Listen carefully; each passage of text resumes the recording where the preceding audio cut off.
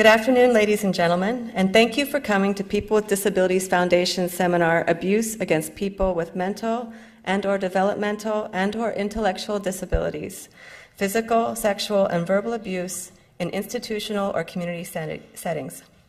My name is April Banerjee. I am the Program Manager for Public Awareness and Education at People with Disabilities Foundation. I am pleased to be the MC for today's seminar, which is the 13th in a series of educational seminars ranging in topics from multiculturalism to employment and education in the disabled community. I would like to extend my gratitude to our speakers for taking the time out of their busy schedules to be here today. And thank you also to the Corrett Auditorium staff and the San Francisco Public Library, especially our co-sponsors, the library's Access Services and the Inclusive Programming for People with Developmental Disabilities Committee of the San Francisco Public Library. People with Disabilities Foundation was founded 14 years ago with a mission of total integration of people with mental and/or developmental impairments into the whole of society. PWDF is a Section 501c3 public charity based in San Francisco. Our primary focus is on psychiatric, developmental, and intellectual disabilities. In addition to seminars, we produce training videos for human resource directors and vocational rehabilitation counselors, and CDs on subjects such as Social Security work incentive programs in plain English. Our other program component is hands-on advocacy in 8 counties for representation in Social Security cases and education, employment, healthcare, and housing as these areas relate to individuals' disabilities. Our founder and legal director, Stephen Bruce, over here, has spent 25 years as an advocate for those with disabilities. He is a member of the California, Florida, and the District of Columbia bars and admitted to practice before the U.S. Supreme Court and the Ninth Circuit Court of Appeals. Note that the San Francisco Library does not permit us to solicit donations on these premises. Please respect their rules and direct inquiries to our San Francisco office. Our web address is www.pwf.org or www.peoplewithdisabilities.org. So while there may be varying definitions or categorizations of abuse, it generally can be categorized as physical, sexual, verbal, financial abuse, and neglect. According to the San Mateo County Adult Protective Services, physical abuse includes an intentional act that causes someone physical pain, injury, or suffering. This can include excessive forms of restraint. Emotional or verbal abuse is threatening, intimidating, or humiliating an individual and causing them emotional pain, distress, or anguish. It includes insults, yelling, and threats. Sexual abuse is sexual activity to which a person does not consent or is incapable of consenting. Financial abuse is when someone misuses, mishandles, or exploits the person's property, possessions, or assets. This includes using the assets without consent or manipulating the owner for one's own benefit. Neglect is when a caregiver intentionally or unintentionally fails to support the physical, emotional, or social needs of the person. This can include denying food, medication, health services, or contact with friends and family. Even if abuse does not rise to the level of violence or a hate crime, harassment can still be illegal under the Rehabilitation Act of 1973 or the Americans with Disabilities Act. As some of you may know, the Rehabilitation Act of 1973 was the first major congressional act that addressed the need for equality of disabled individuals so that they could achieve equal opportunity in programs and institutions that receive federal financial assistance. In 1990, the Americans with Disabilities Act was signed into law, which expanded legal protections to cover not only recipients of federal funds, but also the states, other governmental entities, and the private sector. We encourage audience participation during the seminar, but please wait for the microphone to be brought to you. There will be one 15-minute intermission. If you are attending for continuing education credits, please be sure that you sign in on the proper form at the registration desk and turn in the evaluations before you leave. If you have not already done so, please pick up the handouts at the entrance to the auditorium and sign up for our mailing list. Many of the handouts and other materials from this seminar are available on our website. We are honored to have a wide range of speakers today. They are Dr. Bennett Leventhal, Professor of Psychiatry, Director of Training in Child and Adolescent Psychiatry, Deputy Director of Child and Adolescent Psychiatry, and Deputy Director of the Center for Autism Spectrum and Neurodevelopmental Disorders at the University of California, San Francisco School of Medicine. And Dr. Clarissa Kripke, Clinical Professor of Family and Community Medicine at UCSF School of Medicine, and Director of the Office of Developmental Primary Care. We also have Dr. Cheryl Kasuga, licensed clinical psychologist, who does intake and assessments at the Regional Center of the East Bay. And Tony Chicotel, Esquire, who's a staff attorney at California Advocates for Nursing Home Reform. And Micah Starr Liberty, who's not here yet, who's a founder and partner of Liberty Law. Stephen Bruce, Esquire, who's our legal director at People with Disabilities Foundation, and also a former senior staff attorney for the Social Security Administration. We have Paul Buchanan, who has over 20 years' experience as a social worker with the San Mateo County Adult Protective Services. Meredith Hardesty, who has experience with the issues we're discussing today. And Mike Emery, who also has experience with these issues. I'm not sure if Mike is here yet. Just a few last reminders. Food and beverages are not allowed in the auditorium. Emergency exits are located through the side doors on both sides of the stage and through the main stairway outside the auditorium entrance. The emergency exit for wheelchairs is the exit on the right as you face the stage. And in an emergency situation, please follow the directions given. Please make sure that your cell phones are turned off or silenced. Thank you for coming and for participating in this important discussion. With that said, I will pass the microphone to Stephen Bruce, People with Disabilities Foundation's Leader Director, who will moderate today's presentation along with Todd Texera, PWF's Deputy Director. Thank you. Thank you, April. I want to take a few moments to talk about hate crimes. The Crime Victims and Disabilities Awareness Act was passed by Congress in 1998 as Public Law 105-301. The DOJ, which is the United States Department of Justice, Bureau of Statistics,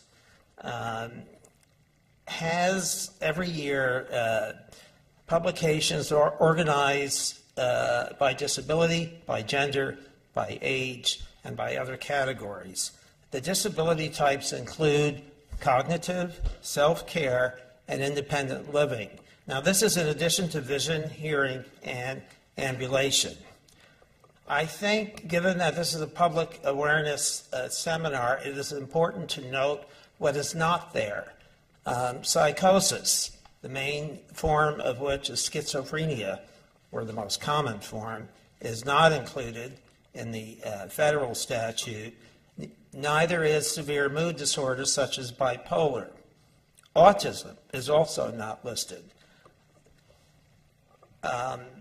In terms of percentages and the statistics that are published every year, it's important to be aware that as many as 2/3 of violent and nonviolent crimes of hate are not reported.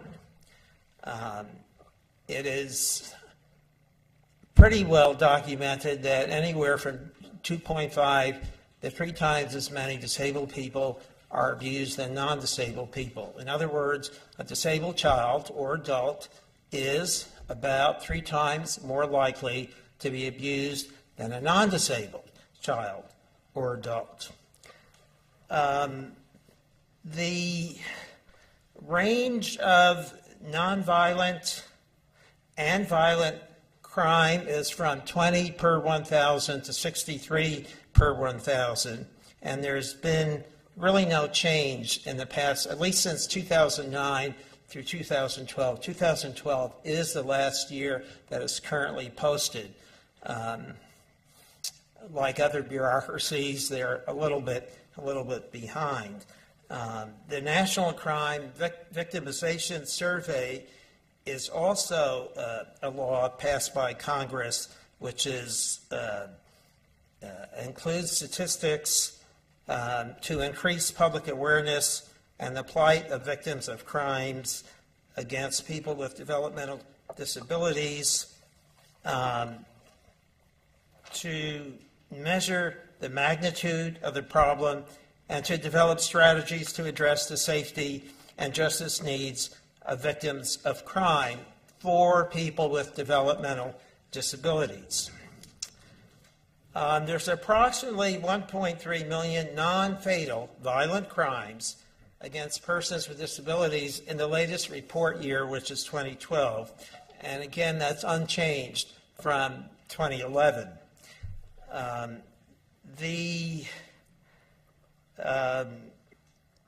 People with multiple disabilities seem to have a higher rate of being victims of crime than people without multiple disabilities, and there does not seem to be a difference in gender between the incidents per thousand of crimes. So whether an individual is male or female, and you can also look up a table by gender, in addition to age, disability, and other factors. Now, some of the states have hate crime laws, or I should say anti-hate crime laws, and some don't. California does. In the Civil Code, sections 51.7 and 52, the Ralph Act, and the Bain Act, that's capital B-A-N-E, section 52.1, provides protection from interference by threats, intimidation, or coercion, or for attempts to interfere with someone's state or federal statutory or constitutional rights. Now, these rights, especially constitutional rights, would include the right to associate, assembly, due process, education, employment, equal protection, enforcement of contracts, holding public office, privacy speech, housing, etc. In a criminal prosecution in California, it could be a misdemeanor or a felony, depending upon which penal code section is applied. Proof of hate motivation is required, and most frequently that's done by language use or symbols. I guess the most obvious symbol which comes to mind is in anti-Semitism, where you may see a swastika at some location. In California, they do not just protect and report developmental disabilities, but it's a more generic definition of any physical and or mental disability, as they're usually legally defined.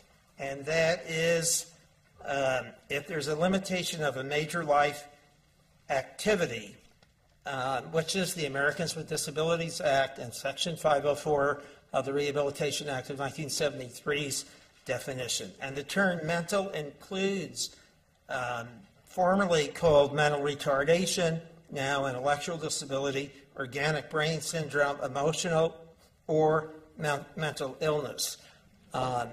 It's important to keep in mind that this is an expanding area, and important to also keep in mind that although developmental disability is not unimportant, there does seem to be a stronger bias against severe mental illness in terms of psychosis, whether it is or isn't schizophrenia, severe personality disorders, bipolar, not only in the United States Congress, who passed the Crime Victims and Disabilities Awareness Act, but according to People with Disabilities' own surveys of 2008 and 2013, the discrimination exists within the disability rights advocacy communities. Disability rights advocates, litigators, for example, are much less likely to sue for disability rights of people with schizophrenia, autism, and such things, as opposed to blindness, deafness, or or kinds of cognitive disabilities which can be more easily measured by psychometric testing. So it's just important in looking at this whole area globally, and I do not mean to minimize the importance of developmental disabilities, but our agency, PWDF, we look at either or, mental and or developmental and or intellectual. Now, I'd like to first call on Dr. Bennett Leventhal to help us understand the concept which has been talked about, it seems more in the last few years, and that is bullying. Who is a bullier, and are victims of bulliers more likely, less likely, or equally as likely to also become a bullier? Dr. Leventhal?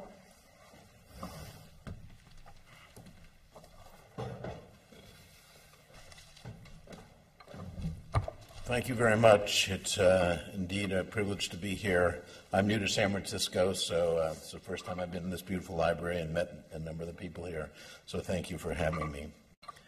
Actually, I'm going to talk about something that is not a crime, but is criminal. That is, it's rarely defined in the law. It very rarely is stated in rules. And in fact, many people think it's a normative behavior. And that is what we frequently refer to as bullying. Commonly, people talk about bullying as being a healthy part of development. If you are bullied and you learn to withstand it, you'll be a stronger person. And parents are often teaching their children, well, if someone bullies you, go out and punch them in the nose and take care of it. And if you stand up to it, you'll be better. But the message I have for you today is this couldn't be anything further from the truth. So then people argue with me and they say, well, wait a minute, it's very common. Well, it is indeed very common, but just because it's common doesn't mean it's healthy. And just because it's common doesn't mean it is normal, whatever normal means. I mean, eyeglasses are common. Does that mean you have normal vision? No. It means that you've had to do something to correct it. And there are many things that are common that are not necessarily the best way to exist. And bullying is indeed common. Perhaps as many as 30 or 40% of our youth are involved in bullying. 1/3 or more. And by the way, if you're involved in bullying as a child, guess what? It's highly probable that you'll continue to be involved in bullying as adults. So what is bullying and how do we understand it? And what makes us think that it's a pathological problem? And I'm going to say it's pathological. And I'll explain to you in a few moments why we have data to support that notion. So what is bullying? Bullying has 3 elements. First of all, it usually takes place when there's an imbalance or asymmetric power relationship between individuals. The second thing is it's a behavior that's often repeated. Individuals rarely bully or are victimized just once, and I'll talk about that in just a moment. And the third and most important criterion of all is it's a purposeful behavior. People on purpose say or do things that are intended to cause pain, physical or emotional pain, to the victim. Now, what kinds of things are bullying? Well, bullying sort of falls into 2 broad categories. One is active participants. And active participants are people who are perpetrators. That is, they are the ones who go out and hurt people by word or by deed. They're also victims, people who are the recipients of the behavior. And then there are not an insignificant number of people who are both, victims and perpetrators. To one group of people, they're victimized, and then they turn around and they perpetrate on others. The consequences of participation are dramatic, and I'll talk about that in just a moment. But let me remind you that bystanders, passive participants in bullying, are equally important part of the process. And non-participants or passive participants come in 3 sorts. One are people who actively encourage the bullying. You've been there. You've seen someone being picked upon and other people encourage them to keep doing it, or they may even support it. Then there are people who are discouraging participants. They say, no, no, no, we shouldn't do this. And then the vast majority are neutral. But the fact is, nobody is neutral. If you're passive, you're encouraging. But the consequences for all participants in bullying are significant. What kinds of things constitute bullying behavior? Well, certainly there's physical aggression, people hitting, pushing, shoving. But there's also name-calling, and there's gesturing. You can make a very intimidating gesture that can frighten, coerce, cause pain without ever touching them. There are certainly manual gestures we know about, but there are also just assuming certain body postures, standing over somebody, looking violent and aggressive even though you may not be. We also have to remember that bullying can be quite direct, that is, I'm targeting you, or it can be indirect in the form of bullying we call relational bullying. Exclusion, not letting someone participate, not let someone engage. Children do this a lot by saying, you're in my clique, you're not. Or they'll push somebody out who previously had been in, or won't let somebody in on the basis of some characteristic or another. Now, what is the natural course of bullying? It's important to remember this. It's important to remember that it starts as young as preschool. Preschool, do you hear me? 3, 4, and 5 years of age. Does it begin because children are spontaneously bullies? Absolutely not.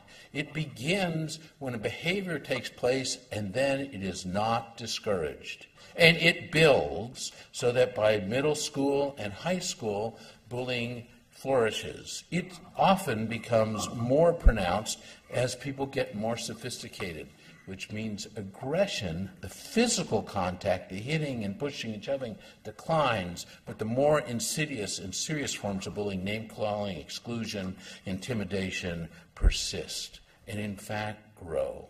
And of all people involved in bullying, almost all continue to, once they start in childhood, continue into adulthood. And of course the great tragedy in all of this, and I'll talk about it at the end of my talk, is that it's completely preventable. This is something that does not need to happen. So what happens when people are involved in bullying? What happens to them? There are more than ample studies to show that everybody involved in bullying has a loss of function. They have more psychosocial adversity. Their adaptation in school and in work is worse. And you notice I said everyone involved in bullying. I didn't say victims. In fact, the consequences of bullying are at least as bad and maybe worse for the bullies. So even though we may know people who are targets, it's not just the targets who have the problems. And the people who are both bullies and victims have the worst outcomes of all. So when the parent says, go back out there and be tough and become a perpetrator, it's actually making the situation worse.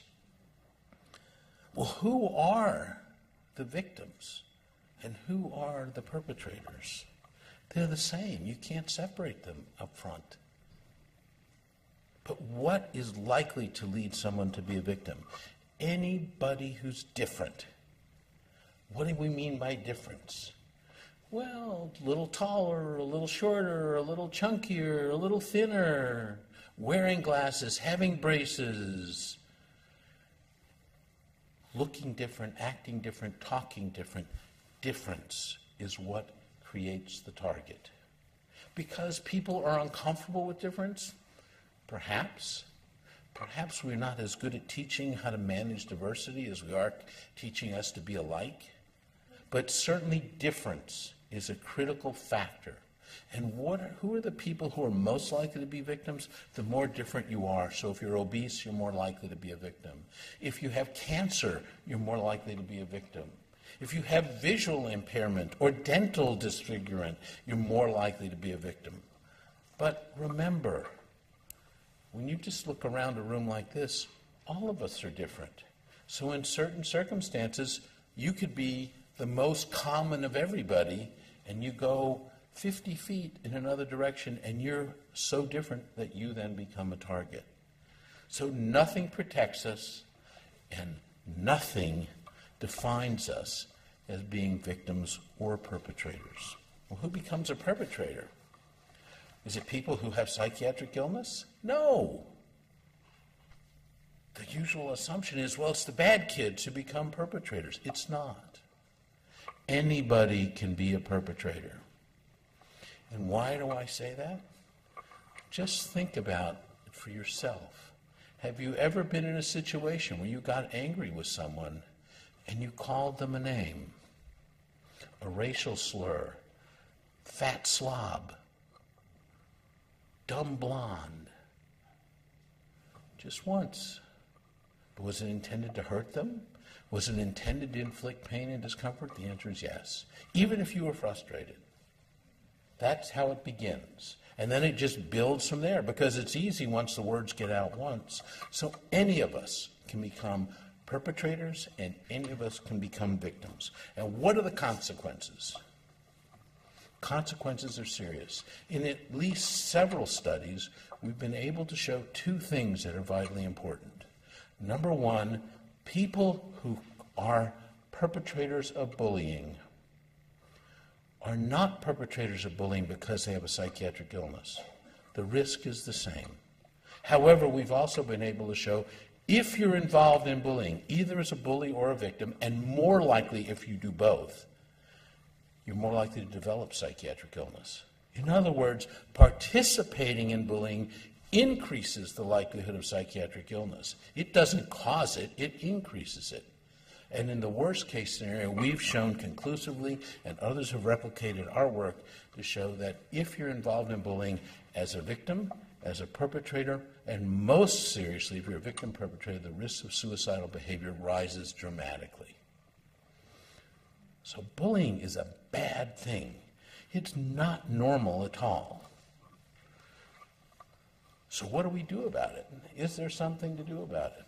The answer to that is definitively yes. There are defined treatment programs for bullying that are designed for school-age children that are incredibly inexpensive and have rates of success that are gigantic.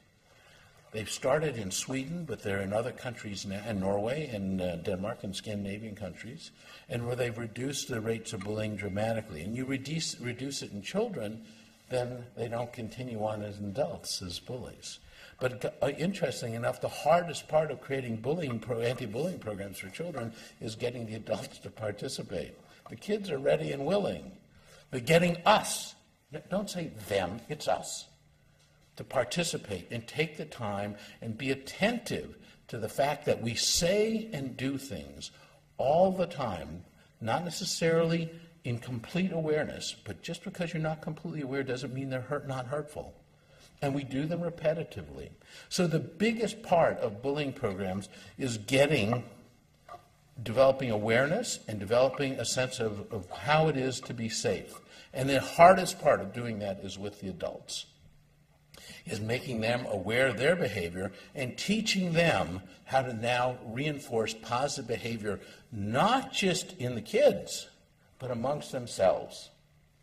And when we go into schools and do these programs, it's really interesting when we have to start talking to the teachers about things they say or do, and they do it automatically. So, we start focusing on, you can't just say someone is queer in a derogatory way anymore. You can't do that. Or use any one of a number of terms that we use to describe religion or race or any kind of a disability. You can't do that anymore because it creates discomfort and pain for somebody. And if it creates discomfort and pain for somebody, it's a problem. And most importantly, it's a problem because we're modeling that behavior not only for the children, but for each other. If I can say it, then it's okay for you to say it, and for you to say it, and for you to say it. or to do it, or to take the posture, or to growl, or whatever. So what is bullying? Bullying is the most common form of violent behavior that takes place between human beings. It's not a crime, but it's definitely criminal. It's not caused by illness, it causes illness. It is dangerous, it is expensive, and in particular, people who have disabilities are at a greater risk for becoming targets. But remember, even though we may be targets, we're in this together, because the victims and the perpetrators all have bad outcomes. And stopping this cycle is absolutely crucial. So from now on, and when you walk out of here today, or for those of you who are listening over the web, bullying is not normative. We can no longer allow it to happen. And ending bullying begins with each of us, both individually and even collectively in small groups in our homes and families and elsewhere. So I hope this gives you some sense of what's happening with bullying, and I'd be happy to answer questions later. Thank you very much.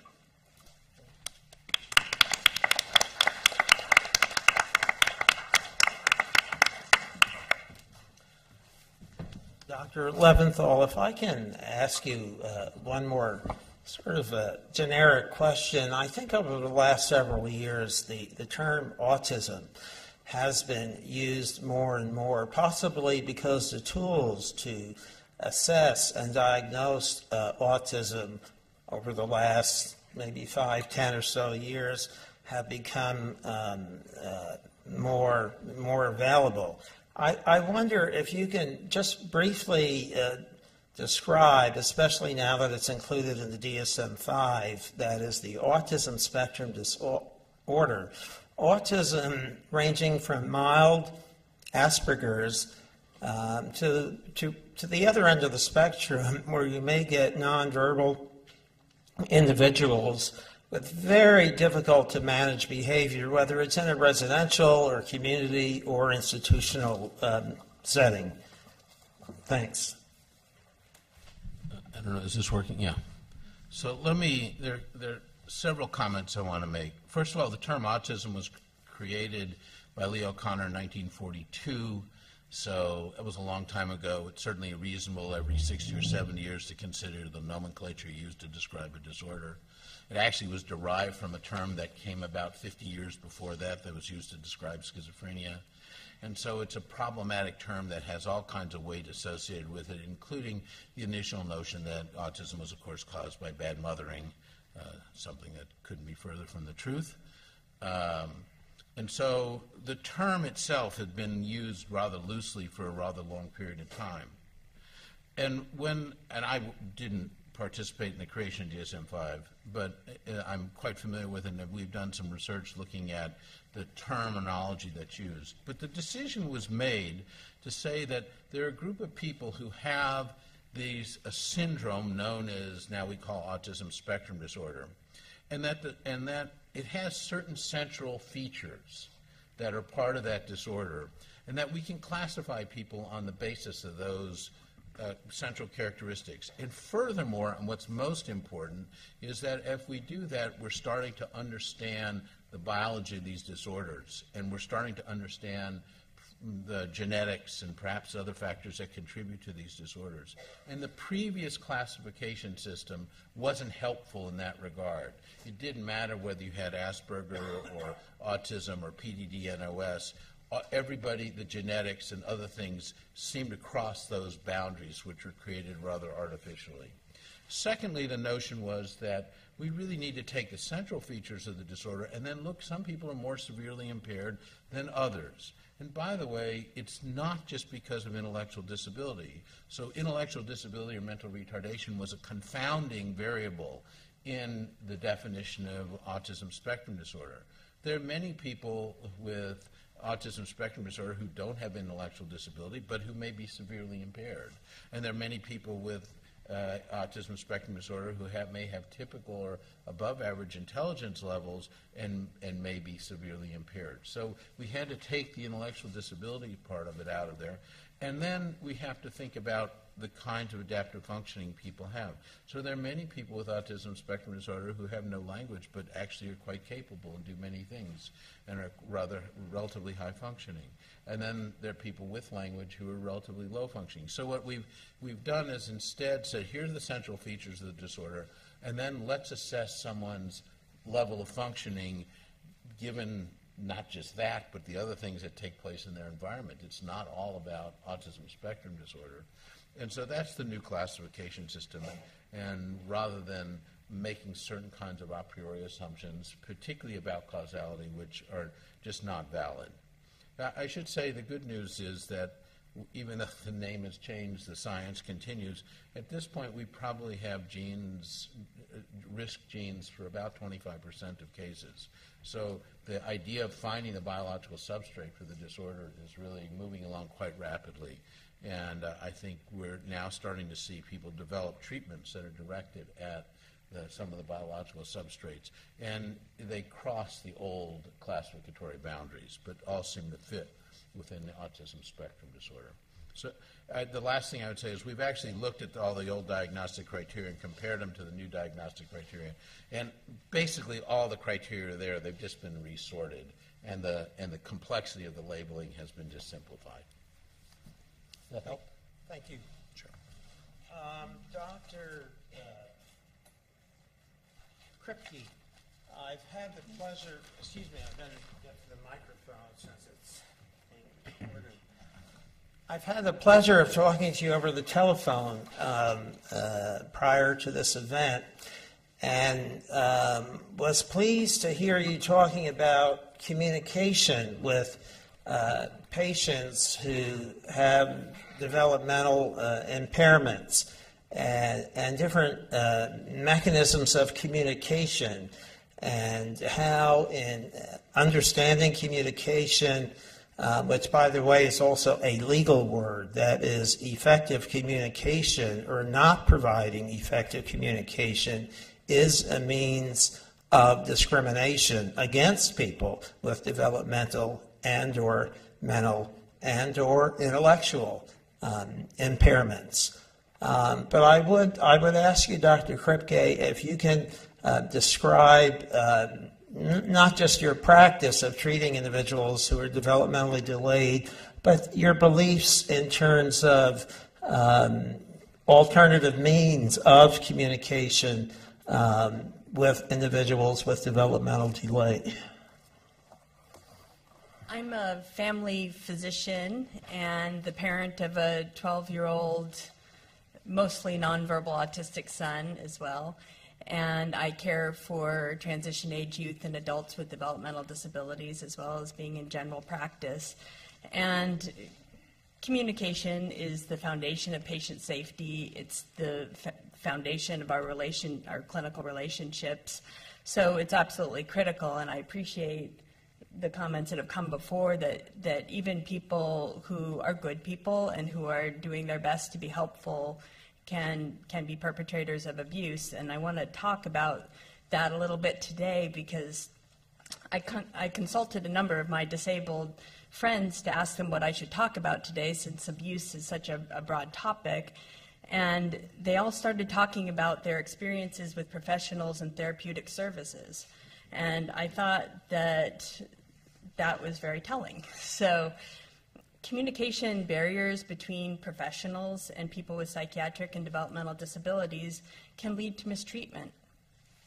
A basic principle of disability rights is nothing about us without us, and people with disabilities need to be at the table when anything that impacts us is being discussed.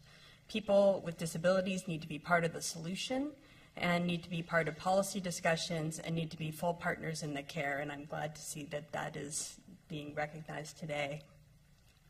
So let me give you some examples of what I'm talking about. A nonverbal patient was walking up to people and punching them in the chest. This was his presentation of heart pain, but instead of getting a workup for heart disease, he got medicated for aggressive behavior. A nonverbal patient couldn't be discharged from the hospital because he wasn't eating. The reason he wasn't eating is because he needs his food cut up for him, but nobody took a history of his functional needs, so a feeding tube was placed instead.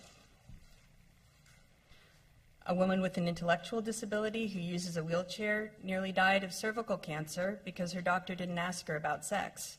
Her doctor assumed she didn't need a pap smear.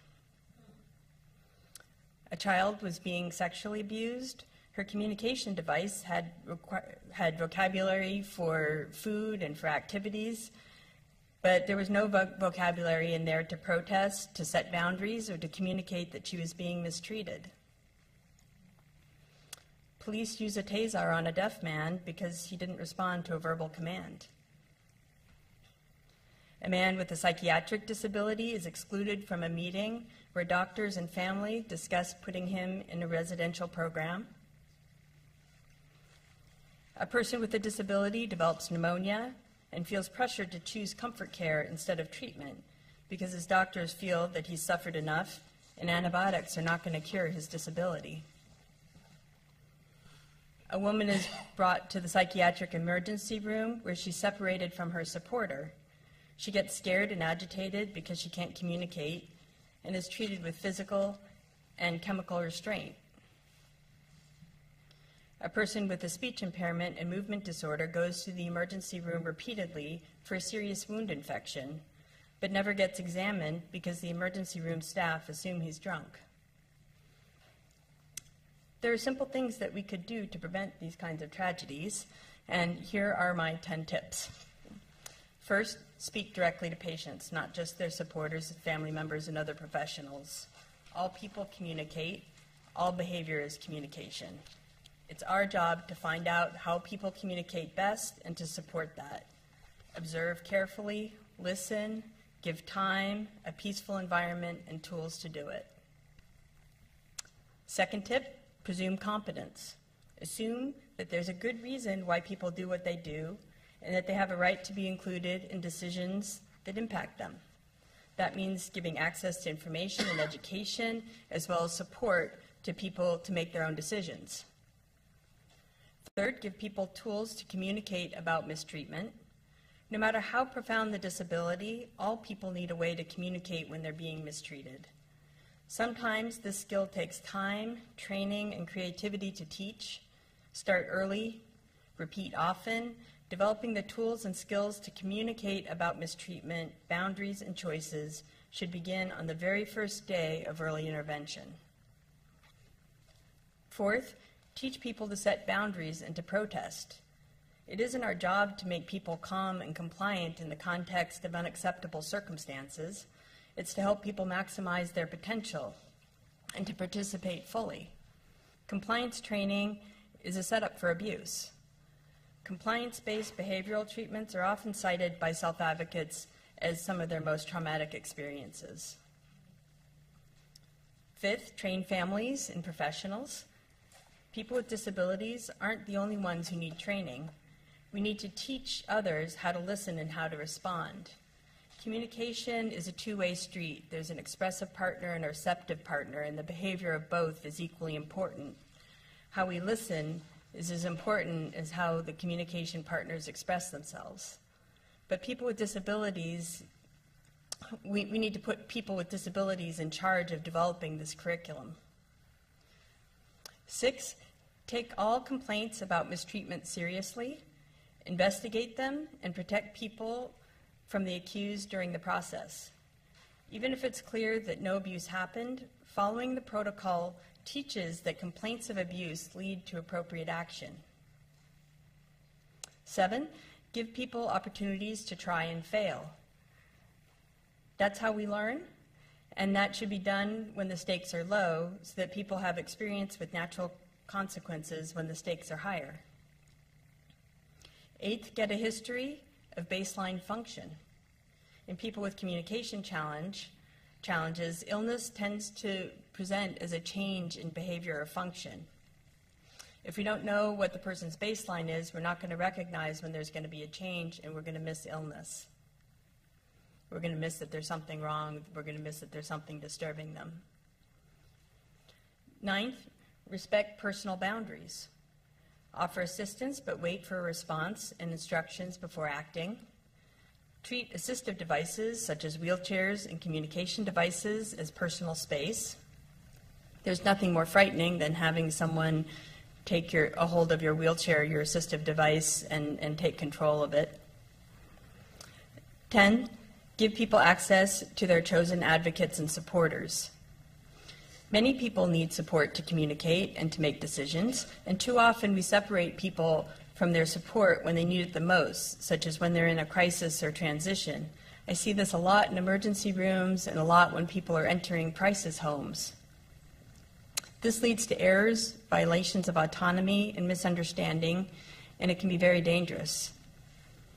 On this last point, I want to highlight the leadership of the Autistic Self-Advocacy Network. They've drafted a model state legislation that allows people with disabilities to designate a supporter to assist with communication and decision-making. Like a power of attorney for health care, this legislation would enable the advocate to access confidential information in order to provide support and advocacy, but unlike a power of attorney or conservatorship, it doesn't transfer decision-making to another person. It's voluntary. It's less bureaucratic than other solutions. It protects clinicians who respect the patient-supporter relationship in their decisions. And this is really a part of what I think we need in order to improve communication between people with disabilities and professionals and to make self-determination work. I hope California will enact this legislation. There are many resources on the Office of Developmental Primary Care's website that I hope you'll visit, resources that you can give to professionals to help them learn how to communicate better, to learn good exam room etiquette, tools to help people with disabilities to communicate better with their doctors. And so I hope you'll visit the website. It's odpc.ucsf.edu, because safety and communication go hand in hand. Thanks. Can you please repeat that web address again? The web address, there are handouts that have it in the back, but it is odpc.ucsf.edu.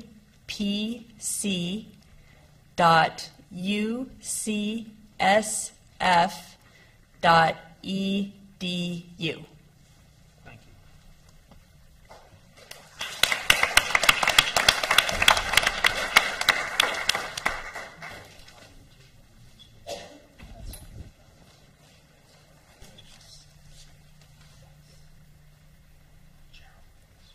Okay, next we're going to have Dr. Cheryl Kasuga speak, and one of the things that she's going to talk to are what can someone look for in terms of signs and symptoms if they suspect abuse, and particularly from a layman's perspective. So if you're a person and you suspect possibly a friend or a neighbor may be a victim of abuse, what signs and symptoms can you look for to help determine whether or not abuse is occurring? So Dr. Kasuga?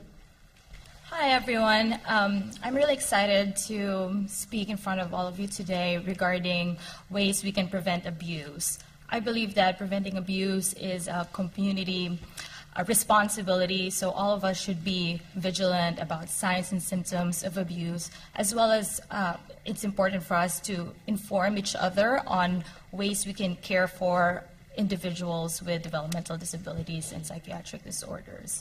So 3 things that I will be talking about today. The first one will be the risk factors and signs and symptoms of abuse, both for children and for adults. The second one, I'll be talking about things that we need to know regarding reporting.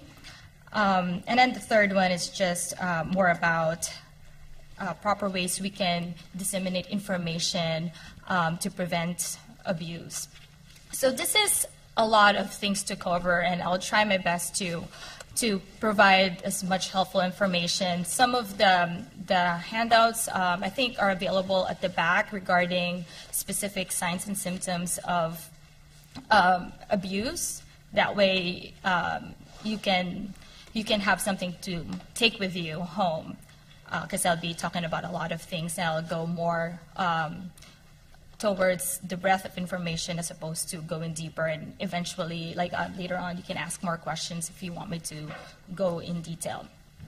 So I'd like to discuss risk factors for abuse in the psychiatric and developmentally disabled population, because it will be important to provide guidance in prevention strategies and management and treatment plans, not so much as to assume that if someone is falling in this specific situations that they are abusers. So it's not to judge people.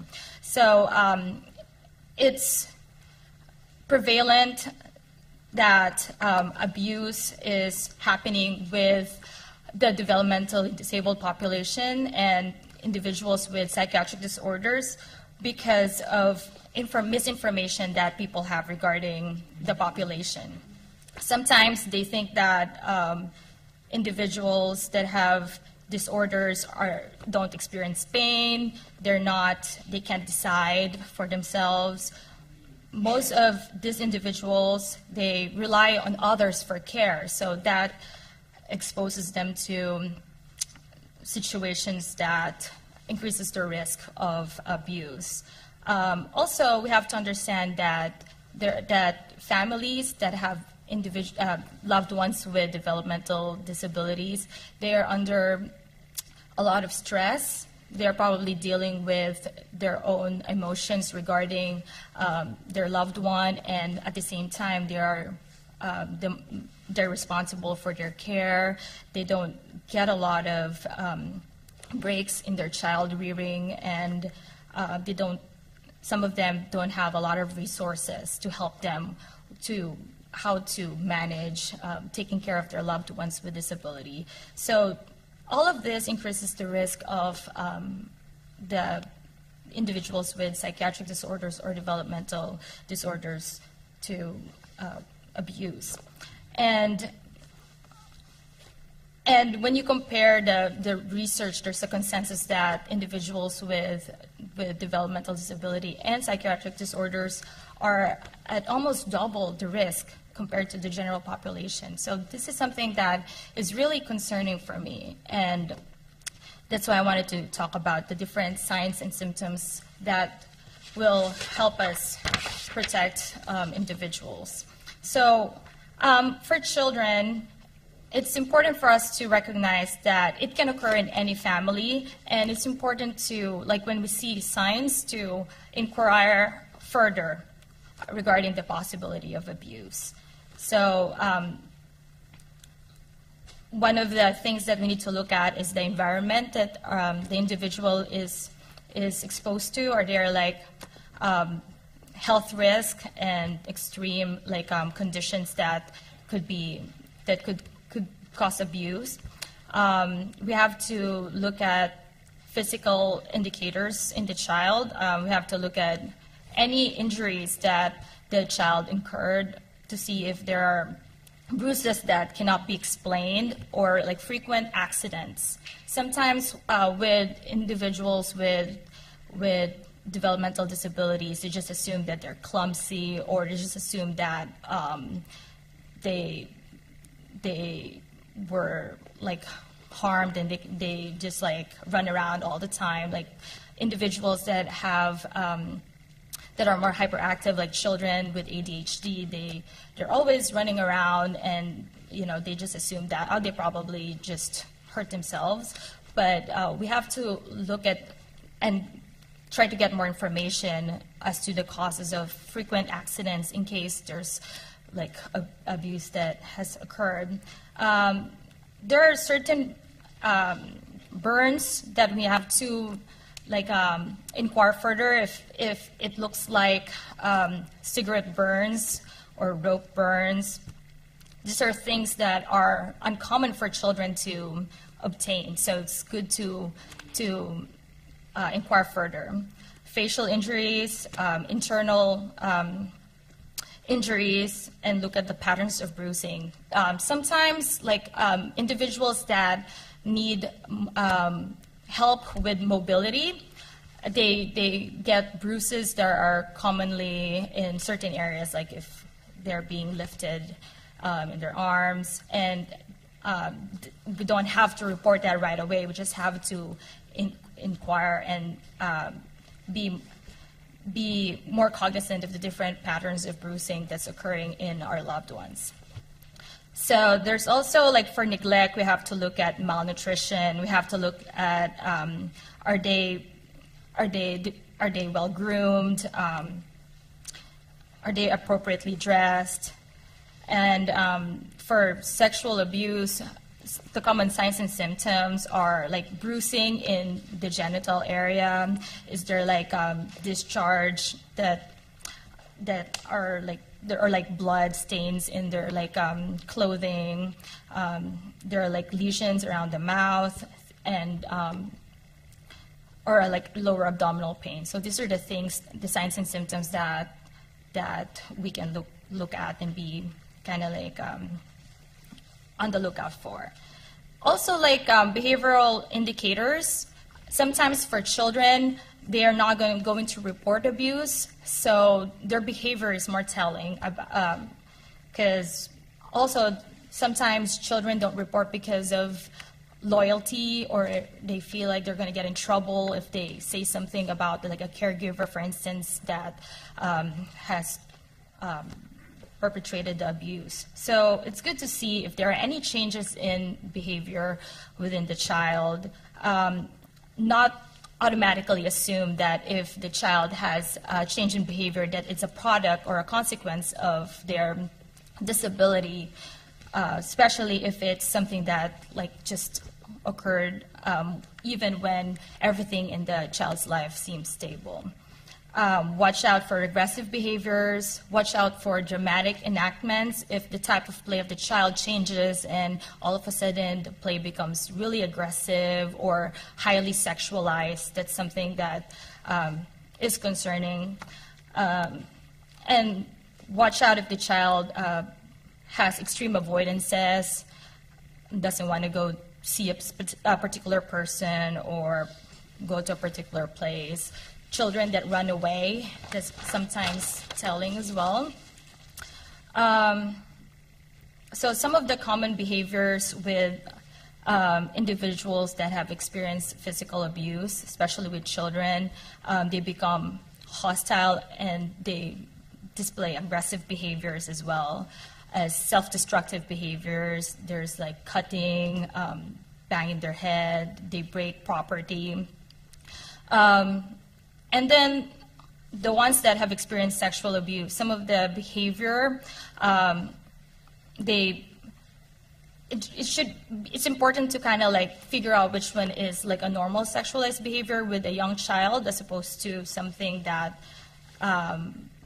is a effect or a sign of symptom of sexual abuse. So some children, they like touching their genitals is kind of like normal, so you don't have to be to suspect sexual abuse right away. But then if it's more like a normal sexualized behavior, usually it's not pervasive. It's something that has occurred like, once in a while, not that often. And if you distract them, they're going to forget about it, especially if you don't draw that much attention to it.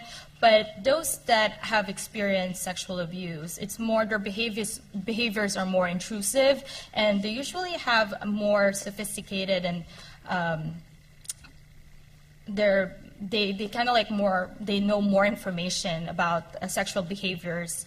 And whenever a child is displaying sexualized behavior that's coercive, it's highly unlikely that it's normal. So it's good to inquire further when the child is displaying highly sexualized and sophisticated sexualized behavior. Other behaviors do include like acting out behaviors such as substance abuse, eating disorders, and this is common among adolescents. As well as promiscuous behavior, and like a lack of personal boundaries. So these are some of the things that we have to look for with children and adolescents.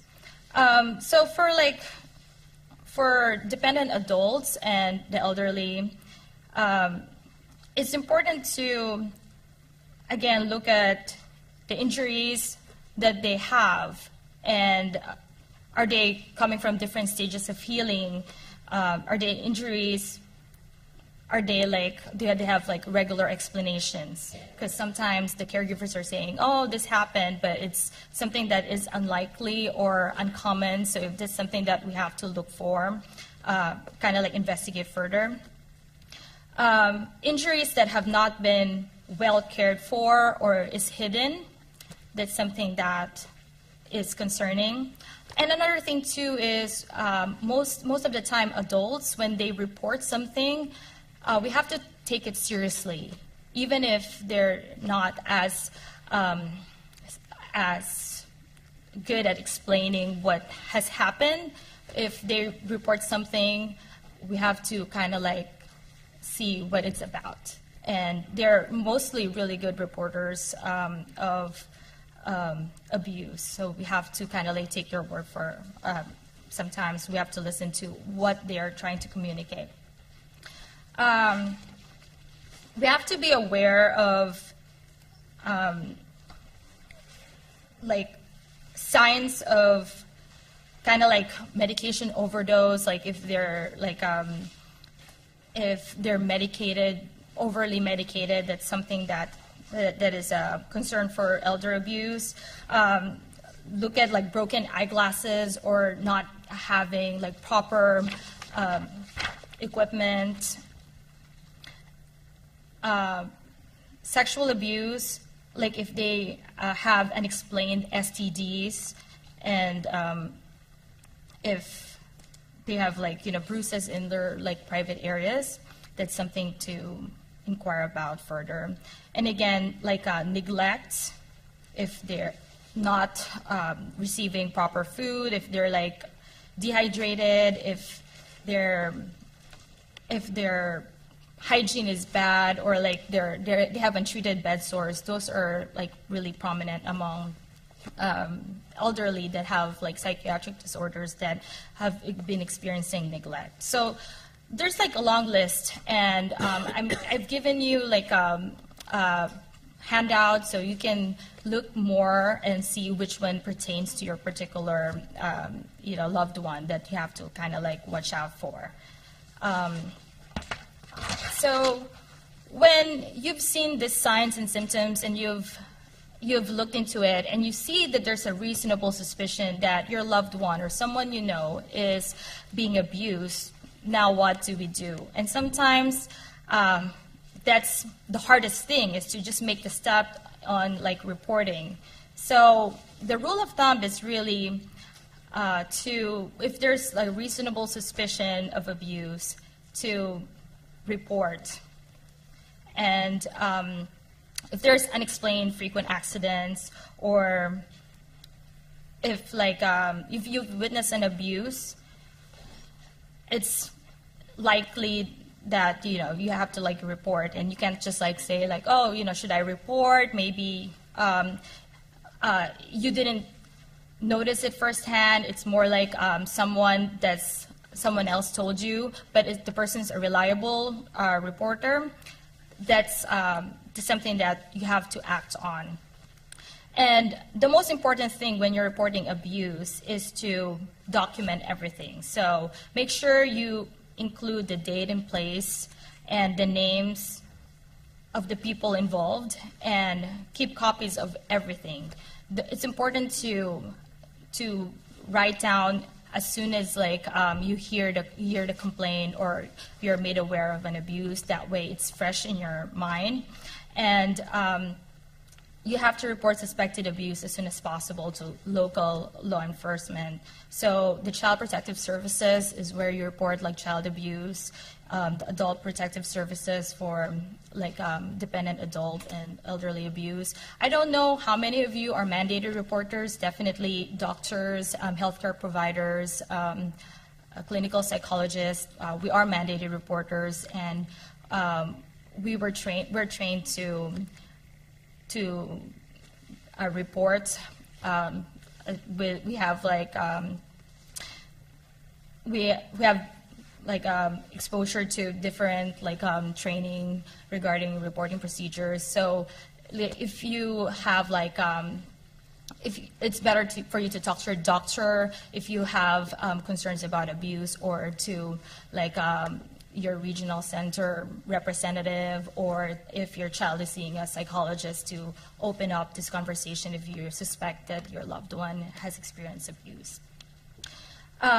Make sure you include any special instructions for safety, particularly when contacting the patient, and address special needs. Like we just talk about like the importance of letting people know about the special needs of the individual, even when you're like trying to like report the abuse, because it's important to keep them safe throughout this process. For mandated reporters, it's important to try to include the family and explain to them what's going to happen after the report has started. There's a resource online. I put it on the handouts that I saw. It's for like parents. It's called Keeping Your Child Safe, A Parent's Guide to Abuse Prevention, Detection, and Intervention, and it's available online at www.sc.dd.ca.gov.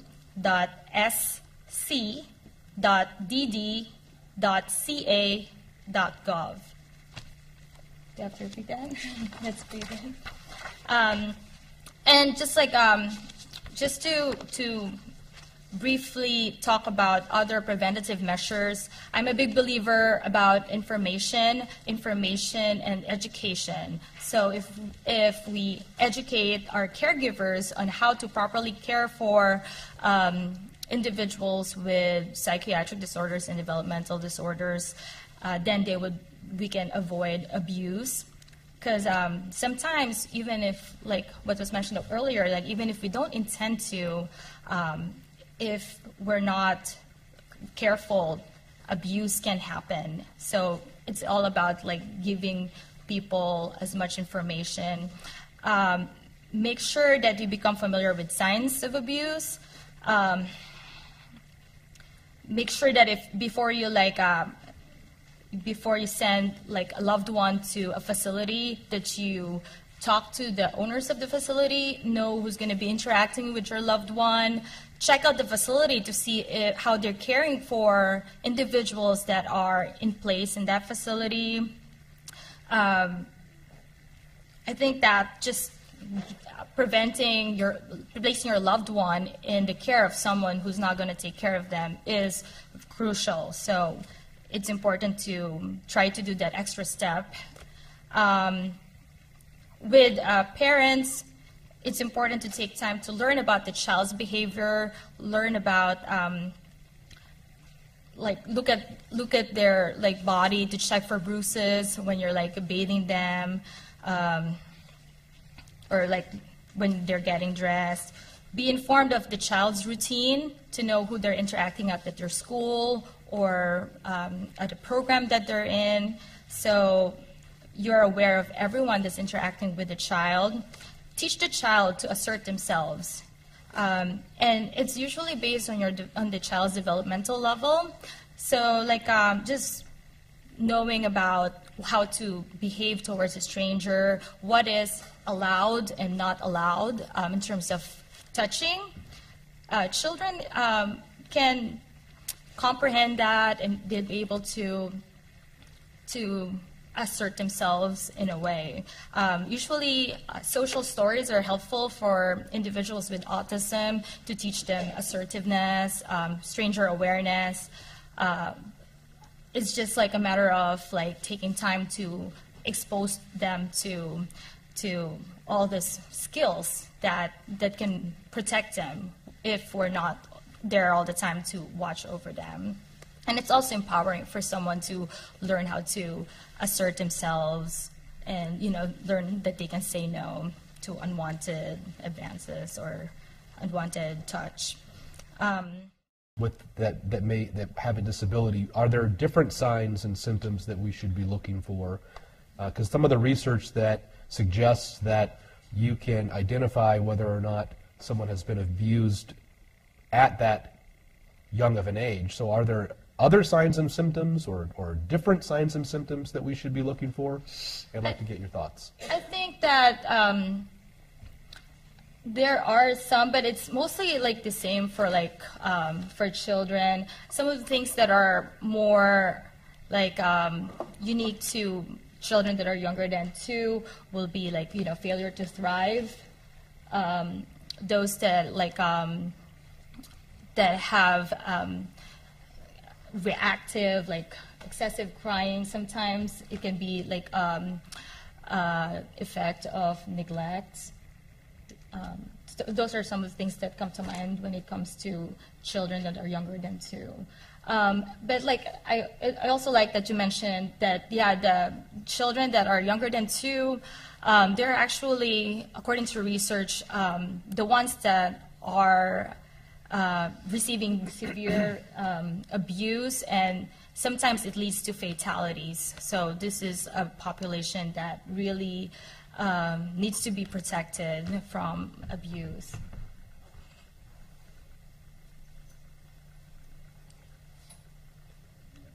Thank you.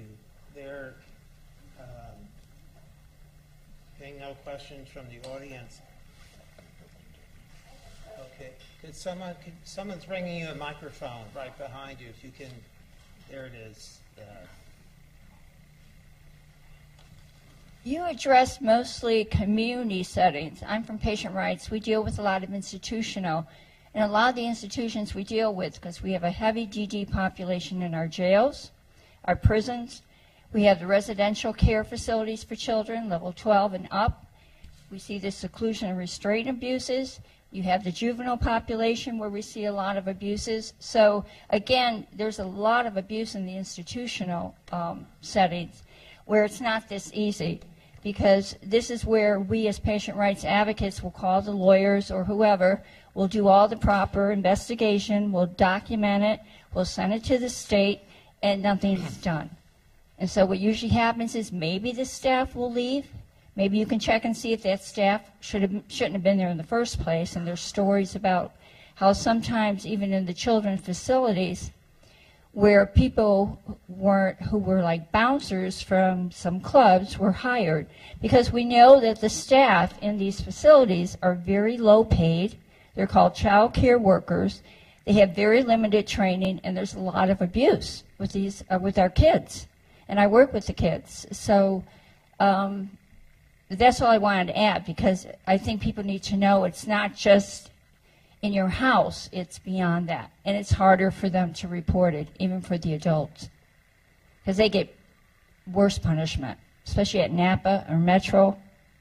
So just thought I'd bring that out. Thank you. Yeah, thank you so much for that additional information. Sorry. Let me just say that as to prisons and jails, that is, and law enforcement in general, the topic of our next seminar. As to other institutions and residential settings, whether it's a residential home, that is happening today. We have someone here from Adult Protective Services who's also going to talk about when the ombudsman may have jurisdiction and the various reporting requirements, and how staff in those residential non-criminal institutional facilities, that'll be after the break, and that is being covered today. It's just the prisons and jails and law enforcement that is being, let me say, part 2 of this seminar. But it is a good question. And we do have someone here from Adult Protective Services and someone else, an attorney from California Advocates for Nursing Home Reform, yet another kind of a facility where abuse happens and neglect happens. And we certainly think it's important, and we'll be addressing that today. As was mentioned earlier about abuse occurring with the caregivers, I was wondering if you know of any tools, or is there anything else that can be done besides fingerprinting individuals when they're, working in group homes, supported living environments, adult day programs that can be done to screen out the sexual predators that seem to be drawn to our population. So I was wondering, how can they be more carefully screened? This is a really interesting question. I don't have an answer for that. Anyone wants to jump in, feel free. But I think that it's definitely an important thing to address, having more screening for employees or for people. That way we can screen out sexual predators. I think people with disabilities usually often know who works best with them and have very good judgment about caregivers and who's going to work well with them. And so if we're doing screening, of course you do the usual things like background checks, but also making sure that people with disabilities, people who are going to receive the care, are very involved in the hiring process and in selecting their staff.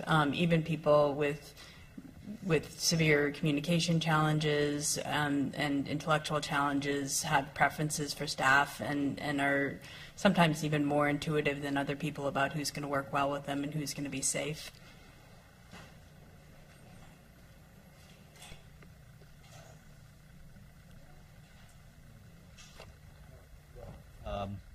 I'm Jonah Markowitz. I'm from Berkeley, and we happen to have Easy Does It in our community, which is the emergency attendant services. I have real questions. I don't know how long I can stay because I have a limited seating capacity, but I have real questions about just the basic thing of. And by the way, Easy Does Its purpose is to keep people out of nursing homes, to keep them independent. The question that I have really is how do people in these various institutions who can't really speak very well, ever get a chance to report those things, because from my experience being in a nursing home in Berkeley, the staff can't really take care of the person with a disability even normally. So we're getting in. It's important to let folks know we're getting into an arena here where there has to be good training, but even if you train them well, it's like I don't think, my experience is that they don't really like people with disabilities in the nursing home because it's an extra burden. So I hope we can explore today, how best to screen or make a better training, because I know that nursing homes or maybe other institutions have rating systems, and maybe we got to be more aware of the rating systems. So I'm looking for advice on how for communities that don't have the emergency services, how do they handle it?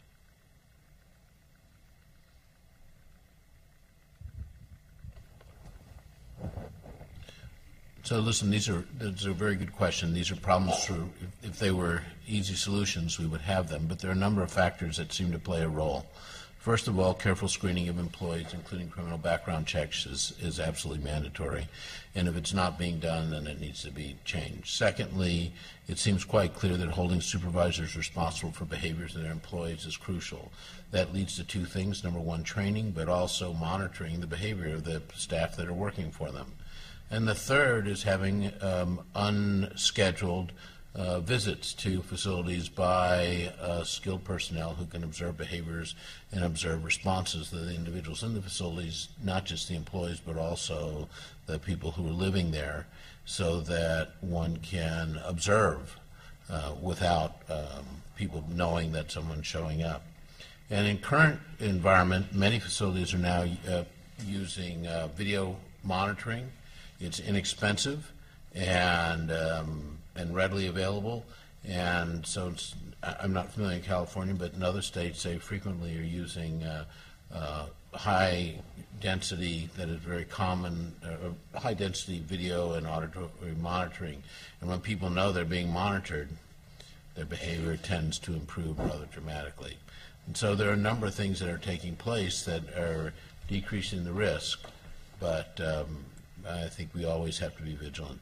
And the last thing I would remind you is Dr. Kripke's comments that most people with disabilities can tell you what's happening. It's our job to figure out how to help them tell us.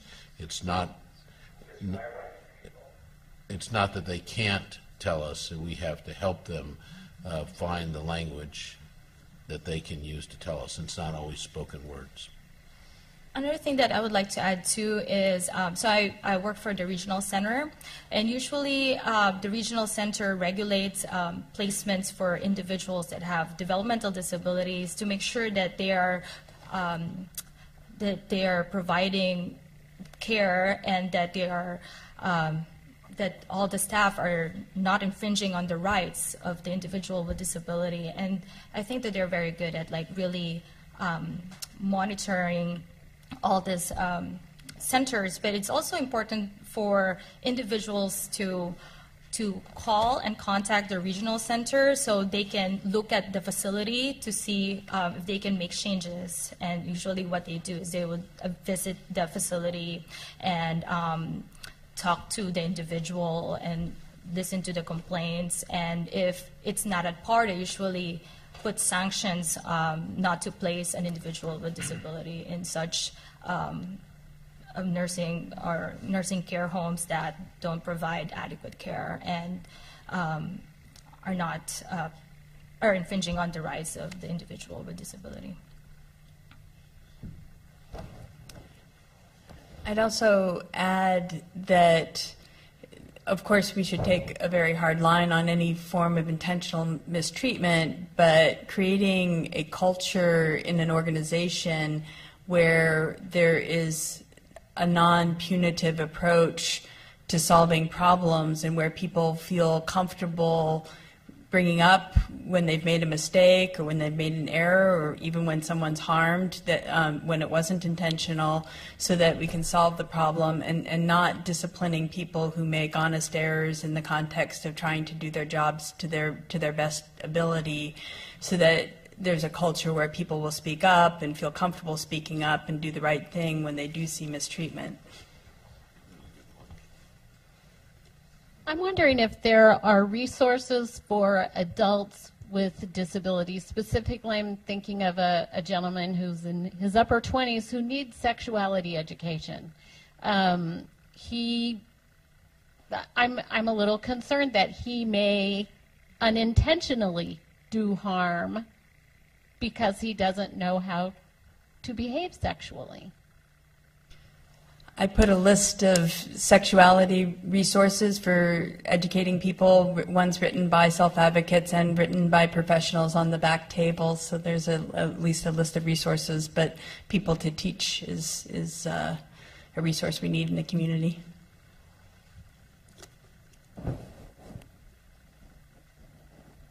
Okay, so we have one other question. Oh, sorry, one other question, then we'll take an intermission. Steve, is it the other microphone?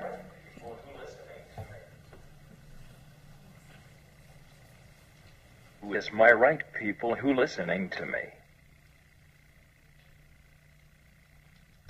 So his question is for himself. Who is going to listen to him? He has been removed from his home when he was a teen for neglect and abuse. He was put in a group home where he showed up to school with burns and scars. He was placed back at his home. 3 weeks prior to the placement, he was in the hospital for a seizure because no one gave him this medication, where he spent 3 days in the hospital. So this year, when he ends up in the hospital, if he lives through the seizure, who does he talk to? We asked for social workers, we called lawyers, we spoke to everybody. Who does he go to?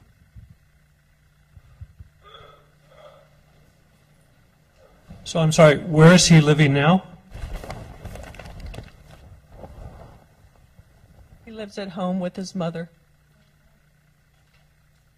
He's in West Contra Costa School District, Contra Costa County. Okay. And you've talked to Adult Protective Services? There's been numerous complaints placed, and they were told they would make a note of it, and they would let Regional Center know, and he's not had a Regional Center worker for 2 to 3 years, and we call every 2 to 3 months, and we're told we're on the list.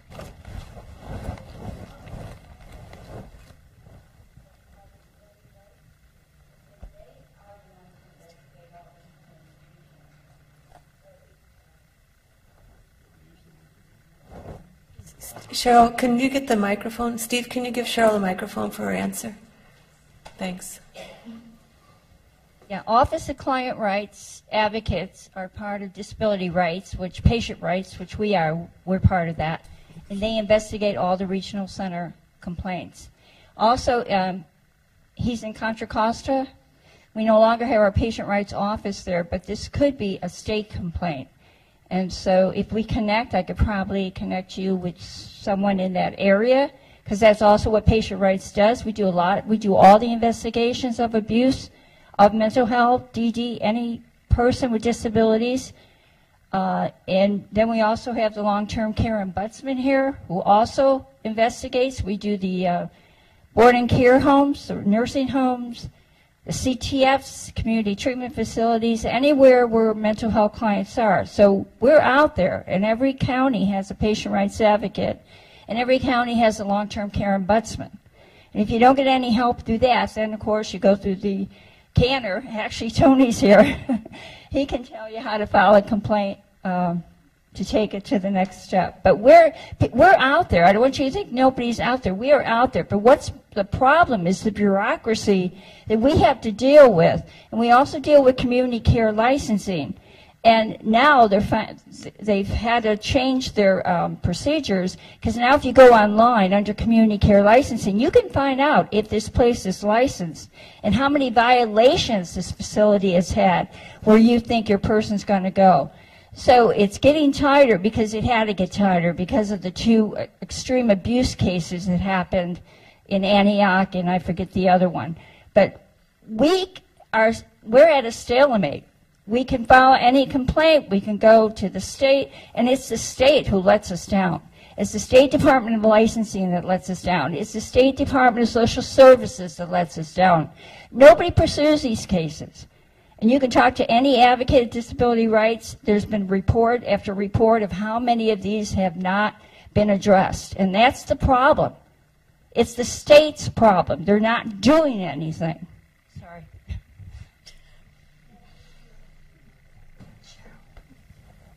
Anything else before we take a break? Oh, Steve has one more.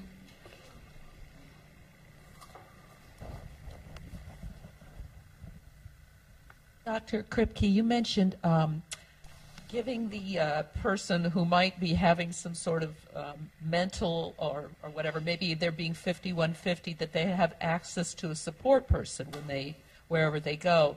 And I think it's routine practice that, let's say if the person is having is being 5150, or they're being transferred to an emergency psychiatric eval, that the support people aren't allowed to go in, or the parents aren't allowed to go in. And I just wondered, is that, 1, legal, and 2, how do we change that? Or should it be changed? Is that just sort of how it's done? I share your concern about that, and have had the same experience trying to advocate for my patients, where even as a physician, a primary care doctor, advocating for my patients, I wasn't able to access them or to get access for supporters. And in crisis situations, certainly there are good reasons to interview a patient alone, because the supporter may be part of the crisis event. And there is abuse, and that needs to be investigated independently. And sometimes there are people in a person's life who they need to be separated from in order to diffuse the crisis. But But I think that there have to be ways for us to include supporters and people who know people, especially people who have communication issues, to have access to their supporters. And I think those policies are very damaging. So I'm not a lawyer, and I don't have any knowledge about how to change those policies, but I agree with you, they need to be changed. I'm with Adult Protective Services in San Mateo County. One of the issues is whether or not the patient gives consent for anybody to have contact with them. That's an issue. Yeah, that's where the supported decision-making legislation that I was talking about could be very useful, because then it would be clear. So if we can work together to get that legislation passed, then people can make it clear in advance who those supporters would be. Right, and the other issue is whether the support person has legal authority to assume that role. Because if a hospital just hears from anybody and they don't have a legal power of attorney or something that authorizes them to act or to consult, they're probably not going to let them in. So we really advocate that people get that done, to get the legal authority done. But there is a tricky business here. The law says that you can't give information. It doesn't say you can't receive it. Right. And so there's no reason why any clinician examining somebody can't take in information that someone's voluntarily contributing, and they should. That's correct.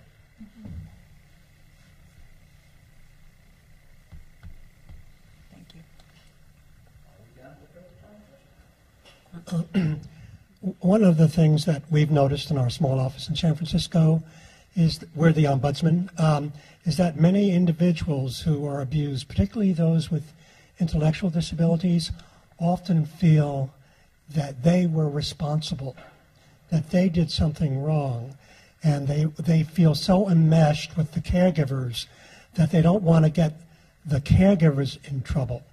And so the intervention is not just to identify abuse, but the kind of nuances in the response to that abuse, where you develop a strategy to support the person who is the subject of an abuse report, an SOC 341, and tell them that they have not done anything wrong, and hopefully to interview them in a neutral space if they're living in a licensed facility, and to go to them first before going to the regional center case manager or the provider, because both the regional center and the provider are part of a larger system that might be really onerous and perceived by the victim as oppressive. So you really have to reinforce that protection of the victim throughout the course of the investigation, and not necessarily assume that everyone's going to be forthcoming. Well, I think that there's an important corollary to that. If the sole goal of resolving a problem like this is to punish the perpetrator, you're not going to solve any problems, because what it does is just drives things underground. It's fairly well established when you look at bullying and other things. If you just take the perpetrators and punish them and exclude them, they go to another place and they perpetrate again. And that the real trick is if they've got an illness that requires treatment, if they've got some kind of personality problems, or if they have criminal, then you deal with them in certain ways. But many people who engage in these kinds of behaviors often don't know any better. They're poorly trained. They don't know what they're doing. They may have some impulsivity, whatever. And it's far better to think about this as a problem that has to be managed rather than someone has to be punished. And as a result, the victim often doesn't feel like they're costing someone a job or they've done something wrong, and the perpetrators may actually learn that they can function better in the environment. So we shouldn't just start with punishment. We should try to figure out what the motivation and what the underlying behaviors and the predicate for the behavior was first. Some people are bad people, but many people are not, and to lump them all together is a mistake. Hi everybody, how's it going? I grew up in a little town in Ohio, north central Ohio on Lake Erie. And when I was growing up, there wasn't a lot to do, especially after school as a kid. So we'd go to the library a lot and hang out, and the librarians would constantly tell me to be quiet and shut up. So now when I think that I'm in a library with a microphone in front of me, I'm very satisfied. It's a good place to be. I'm going to talk a little bit about me and then my organization, so you have a little background about where I'm coming from, and then about a particular issue that I think you might be interested in related to abuse and neglect. There's certainly some neglect overlays involving chemical restraints in long-term care settings. Before I do that, though, I like to show pictures of my kids because they're super duper duper cute. That's Cal and Reggie, and they're 2 years old, and they're great, and they're about to have a sister in a couple months. We're pretty excited about that. So I'm going to have 3 kids under the age of 3 at the same time. And one of my friends who's in the audience today said, you're going to have to switch from man-to-man defense to zone defense, which I think is really a good way to put it. So I grew up in Ohio, and then when I got out of school, law school, I went to Las Vegas, and I got a job representing people with alleged mental disabilities in the civil commitment system. And I met a lot of interesting people there. And it was a great job, and I loved it, but I didn't really like living in Las Vegas, so I ended up moving to California and started helping elderly people in a senior citizens legal services program, and I sort of gravitated to the institutional settings of nursing homes because I saw a lot of rights deprivations, more than I care to really get into right now, and was sort of inspired to take on that work, and so then I started focusing exclusively on the enforcement of resident rights in nursing homes, and then moved up to the Bay Area and started working for California Advocates for Nursing Home Reform. Cantor's a nonprofit organization, and how do you differentiate nonprofits from for-profits? I wear sneakers.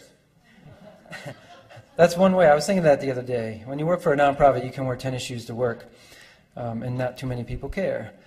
So we're a nonprofit, been around home reform, and did well or better with funding and expanded statewide. We do 3 things primarily. A lot of stuff about Medi-Cal for long-term care. How do you get on Medi-Cal? How do you deal with share of cost issues? And some of it's community. We inevitably get questions about Medi-Cal for community treatment, but most of our expertise is in nursing home Medi-Cal. And we do a lot with abuse and neglect. We have a lawyer referral service where we connect people to lawyers who might be able to advocate for justice in situations where we have significant abuse or neglect. And then we also talk to people all day long, emails, telephone calls. We have a hotline, a 1-800 number, and we get calls from all over the country. But we focus primarily on California. I got a problem, and we try to help them with that. So then the third thing we do is sort of related to that. It's all about information, getting support for consumers, and that includes both sort of the residents in these facilities and their family members who are trying to get them into a better place. What is long-term care? Everybody's got a different definition. This is sort of mine. We're talking about services and supports that we're expecting for at least 6 months. And for Cantor's purposes, location is really the key. We see a lot of the same issues in community settings as we see in institutional settings, but Cantor's focused on really the last 2 bullet points there. The RCFE, which is the Residential Care Facility for the Elderly, also known as assisted living, and then in nursing homes. And we have some fact sheets, and we dabble in home-based care, but not too much. Unfortunately, there's a lot of abuse. That's well documented, going back generations of abuse in institutional settings. A tremendous amount of financial abuse. I think it often goes underreported. USA Today did a big series about 8 or 9 months ago on nursing homes where some front office person, management person had taken a lot of resident money, and it was all these different facilities around the country. It looked pretty systemic. So that's happening. And then when I think about neglect, unfortunately, and remember, keep in mind that I only ever hear sad stories. Not too many people call me and tell me that they had a good time and their experience was great and they just wanted me to know about it. But with that in mind, I would say pretty much in most facilities, the issue isn't if there's neglect, it's how much neglect there is. The federal and state regulations are actually pretty good as it relates to nursing homes and what's required. Basically, nursing homes are required to provide all the services necessary for the residents to thrive. But I don't often see that that's the case. So some issues, if you've got an abuse or neglect situation in a long-term care setting, I thought it might be helpful to have some resources. What do? You file a grievance. That's nice. There's also in facilities resident councils where all the residents meet together regularly, maybe once a month, and talk about problems and then try to get them addressed as a group. There's also family councils in a lot of facilities. And then, of course, litigation. And then there's agencies. There's the Ombudsman Program. Benson and Isaac are here. There's the state agencies, which can be helpful in some cases, in other cases not so much. And then law enforcement. I got the DA, the Attorney General, and DRC is Disability Rights California, and in Canner. What I'm going to talk about is just one slice of where I see abuse and neglect in institutional care settings. And it's an area where I've been doing a lot of training and discussion and jumping up and down to whoever I think can influence policy, because it's something that I think is it's been overlooked for a long time, and things are starting to change. The environment's changing. Some of the things I heard before about bullying make some sense here in this discussion, because it's all really about our perception. I used to do senior legal services, so I had a million clients who used to say, boy, in the good old days, things were so much better. And I would say, yeah, like you could hit your spouse and not have any problems, or you could drive drunk, and that was no big deal. It's all about how we evolve and what we're going to accept and tolerate. And with bullying, we're seeing increasing consciousness about that. This is so what I'm talking about, I'm also hoping becomes something that, with more awareness, starts to fade away, like smoking in crowded public spaces. I mean, just think, like 30 years ago, that was sort of the norm. And there's been some laws that have helped, push that movement along, but it's also a lot about just stigmatizing what we now consider, pretty bad and unsafe behavior. So the point on the misuse of chemical restraints is that for people with dementia who have very, oftentimes very confused minds and don't know what's going on, they don't have a lot of short-term memory to rely on. A lot of times they lose language skills, so it's difficult for them to convey what they're feeling and seeing and observing. So behavior becomes key. The doctor said behavior is communication, and that's a bedrock principle of this idea that chemical restraints are oftentimes not necessary for treating people with dementia. And it's really, it's just sort of all based on common sense that when someone with confused thinking is acting in a particular way, they're trying to tell you that something is either good or bad, and it's up to us to figure out what that might be, and if it's something that's bad, to fix it. It's not really rocket science. Just real quick on the use of antipsychotics for people with dementia. This is the DART AD study. This was a long-term study of people with dementia who were given an antipsychotic or a placebo in England. This study was run by a doctor named Clive Ballard. And if you look, you tell people, and it's now FDA required that the labels for antipsychotic drugs tell you that if you're elderly with dementia, it will double your risk of death. And that sounds pretty crazy, but I think when you see the actual numbers, it's even crazier. You've got, after 3 years, if you were elderly with dementia and you were given an antipsychotic, you can expect 30% will still be alive. If they were given a placebo and not an antipsychotic, almost double, 59 will still be alive. That's a dramatic difference, and 3 years isn't all that long. So the problem in nursing homes, it's that staff, physicians are acculturated to thinking of everything as a symptom of disease. So that when you resist care, when you refuse showers, when you strike out at somebody, when you spit out at somebody, when you cry, help me, help me, help me, till 4 in the morning, that's all considered a behavioral symptom of dementia.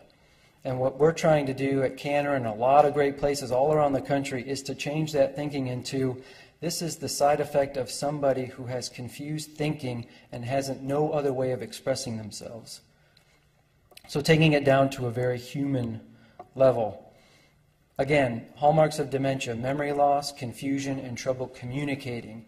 When you put those 3 things together, and now you put that person into a completely strange and foreign environment where you've got potentially hundreds of people around them, all these alarms going off, lots of noise, shift changes, people wheeling in your meals, people taking off your clothes. What do you think is going to happen? If it was any of us who don't have dementia, that would be pretty difficult. That would be a difficult transition to make. Now add the fact that you have trouble speaking, you have trouble remembering, and you don't know who the hell anybody is. I think it would be absurd to not expect that there's going to be some agitation or behaviors. This is a difficult slide because that's by the way, that's my kid Cal. And his first Halloween, we dressed up. He's a Year of the Dragon, so he was a dragon, and he didn't like the costume. But it's real difficult because you don't want to infantilize what elderly people with dementia suffer. They're not babies, and the appropriate response to behavior related to dementia is completely different from how you would respond to a crying baby. But the idea is pretty similar. What I'm trying to teach here is that when you see a crying baby, you don't say, oh, that poor baby, they need some sort of drug to take the edge off, and then everything would be fine. What most people identify when they see a crying baby is needs. And the baby is trying to communicate that, hey, buddy, I've got needs and they're going unmet. In this case, Cal probably needs just to get the hell out of his dragon costume. But it's often, think about it. It's oftentimes hunger. It might be, I'm lonely, I'm scared. I might have pain. I might have a full diaper. All of these kinds of things show up in long-term care settings. But when we've got somebody who's elderly and has a diagnosis of dementia and not a baby, in nursing homes, we think of that as a symptom of a disease, and we want to medicate it, rather than just simply providing food, identifying and relieving pain, changing the diaper and making sure that we're keeping the diapers fresh if that's what we need to do. But even more importantly, providing lots of love and attention and socialization, because that does not go away. Those needs do not go away with dementia or with virtually any disability. So what we've been talking about at Canner for a few years now is what we call a least medicating approach. Dr. Evans, who's here, a lot of times he talks about the use of antipsychotics for treatment of dementia as a failure. And it's not that the care providers are failures. It's just to keep in mind that if we've gotten to the point where there's no other treatment available, no other response available than an antipsychotic drug to sedate and subdue the patient, then we've really failed to identify what the problem is and to be able to address it in a non-pharmacologic way. And that happens. We're human, we're not perfect. A lot of times we cannot figure out what the behaviors are. I shouldn't say a lot, but sometimes. But most of the time we can, and if you talk to the right experts and you just start to think about how somebody's acting in human terms instead of medical terms, the answers become pretty self-evident. So behavior is communication. Know who your care recipient is. So many residents end up in nursing homes and nobody on the staff knows a thing about them, what their preferences are, how they like to be treated, what name they like to be used. If you got a resident named Thomas, he was called Tommy his whole life, and now people are calling him Thomas, that might be a little upsetting to somebody, and they can't convey that. Knowing that they were somebody who kept unusual hours and slept during the day and stayed up at night, those kinds of things can be massively important rather than putting somebody down to bed at 7:30 at night. Really important, meet them where they are. With people with dementia, it's critical to not constantly try to correct what might be a mistaken belief, and instead just go with it. And a lot of times that can be sort of fun. Other principles, prophylactic pain management. There's a good study, people after a hip surgery talking about how much pain medication they got. And if for people who didn't have dementia, got twice as much pain medication post-hip surgery as those with dementia. Why do you think that is? Because people with dementia don't experience pain? Hell no. It's because they couldn't tell their doctors, their nurses, hey, this hurts. I'm an 8 on a scale of 1 to 10. I'm an 8, and give me something. Instead, they might be, quote, resistant to care or crying for help. Other variables here are changing the environment, making sure the environment is conducive to happiness. It's really what this whole movement is about improving quality of life, making the environment such that people are going to thrive with lots of love and attention. Some of the alternative therapies for, instead of antipsychotics or psych drugs, are simple things like aromatherapy and massages. I mean, the kind of things that make people feel good. Music and memory, that's a big push now. Some of you might be familiar with the film Alive Inside. There was just a screening in San Francisco where they give people iPods loaded with music that they loved when they were growing up, and they play the music, and in some cases the results are miraculous. People just spring to life, and all of a sudden memories are coming back, and they're very communicative. Comfort as the goal of every experience. Dementia is a fatal disease. People with dementia don't get better. They die. So it's not really so much about saving them, but science is making some progress in that area, and hopefully that will happen soon. But it's all about just making people comfortable. There's great trainers out there who are far better on this topic than I am, who talk about when somebody is comfortable, they're not going to hit you. When somebody is comfortable, they're not going to resist care. It's all about reframing the language. Where some people might see resisting care, other people might see self-protection. I don't know who you are. Why are you trying to take off my pants? What are you doing in my bathroom? Whereas other people might see wandering. From a different perspective, you might see seeking or boredom or lack of physical activity. So that's all I got. I'm going to... that's Cal and Reggie eating yogurt.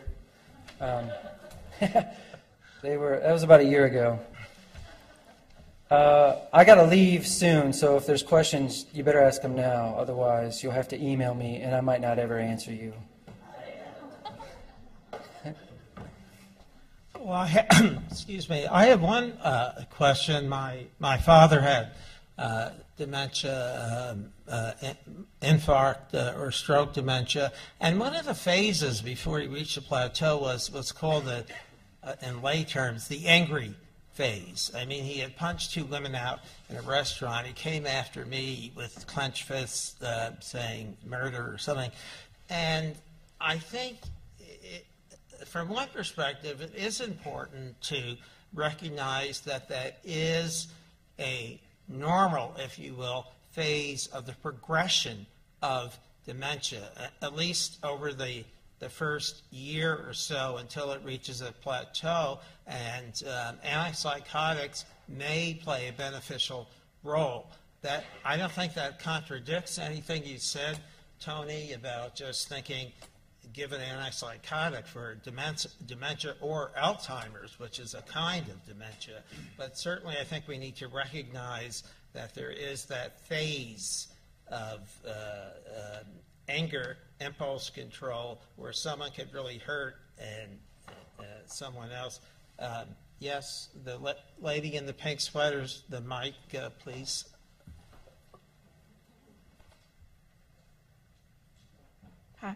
Hi.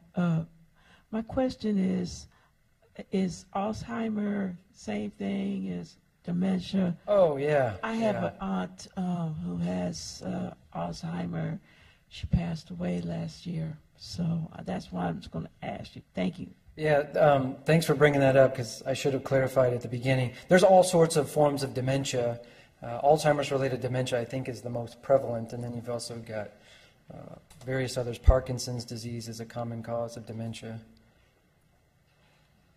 Yeah, and what I'll say is if the care provider does nothing different from what they've always done for somebody with dementia, as the disease progresses, you will get behaviors.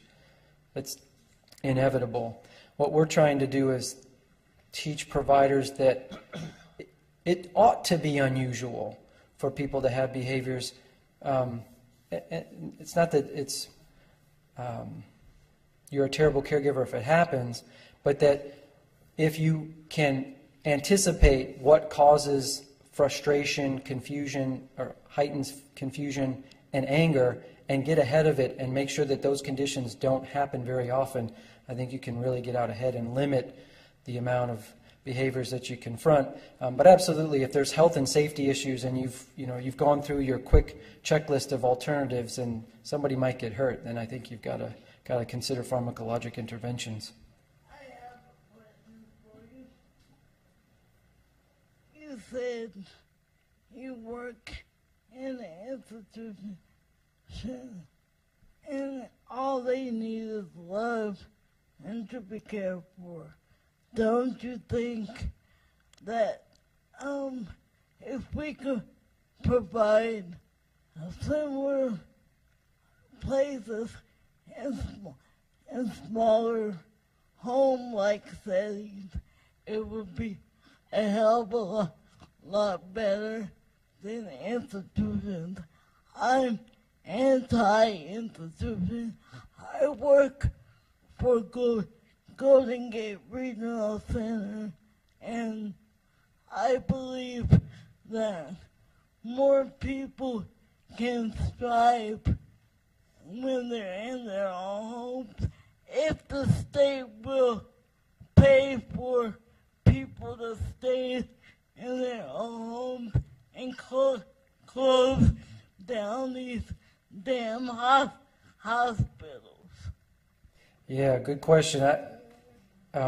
I think it's easier to have better dementia care in a home-based setting, keeping people where they're comfortable and not having these difficult transitions into completely strange places with lots of strange faces, in addition to the number of people.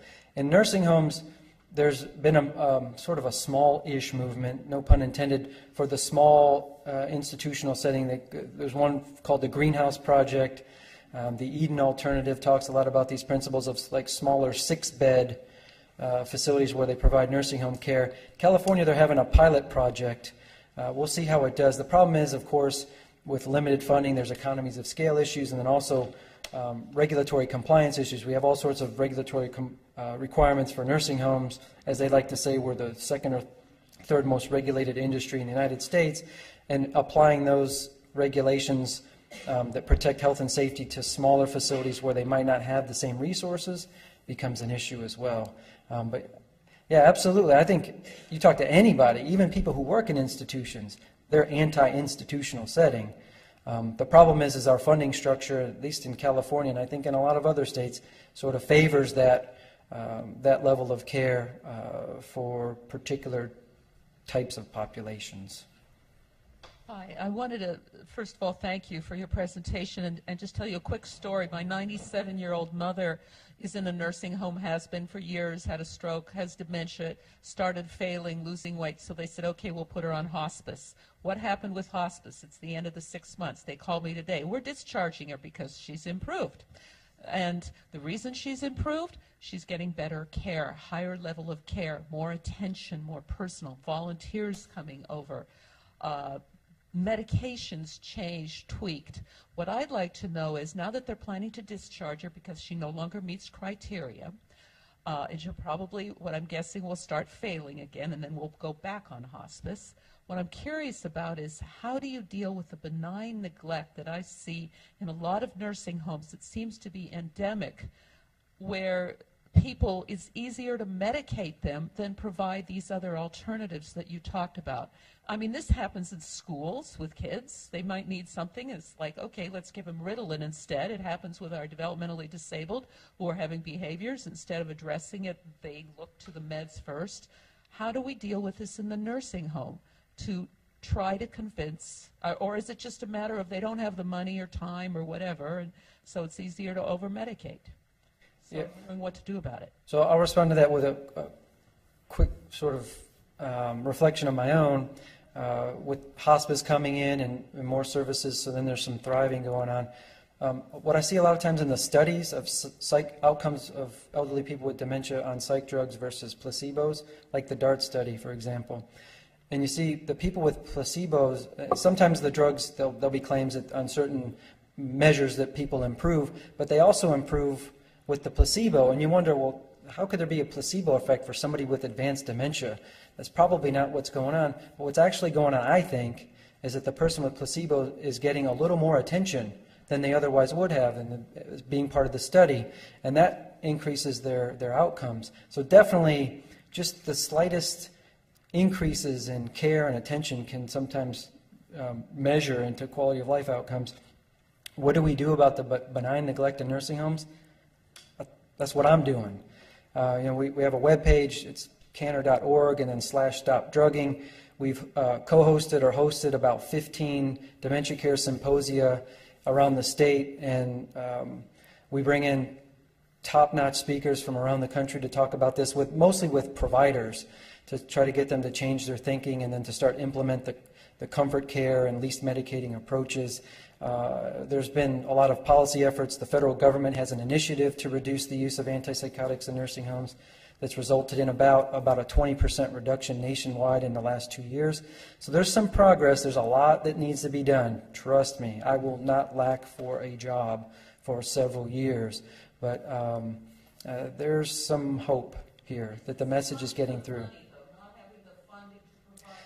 Well, that's often the defense that bad facilities throw out there. We can't afford to do these kinds of things because it requires increased staff. That's the conventional wisdom, but it's not true. To make a long story short, what you find out is that with residents who are less dependent on staff to meet their physical needs, you free up staff for other things. And a lot of times when you take them off the sedating drugs, their physical abilities increase. And they can be more partners in care rather than recipients of care.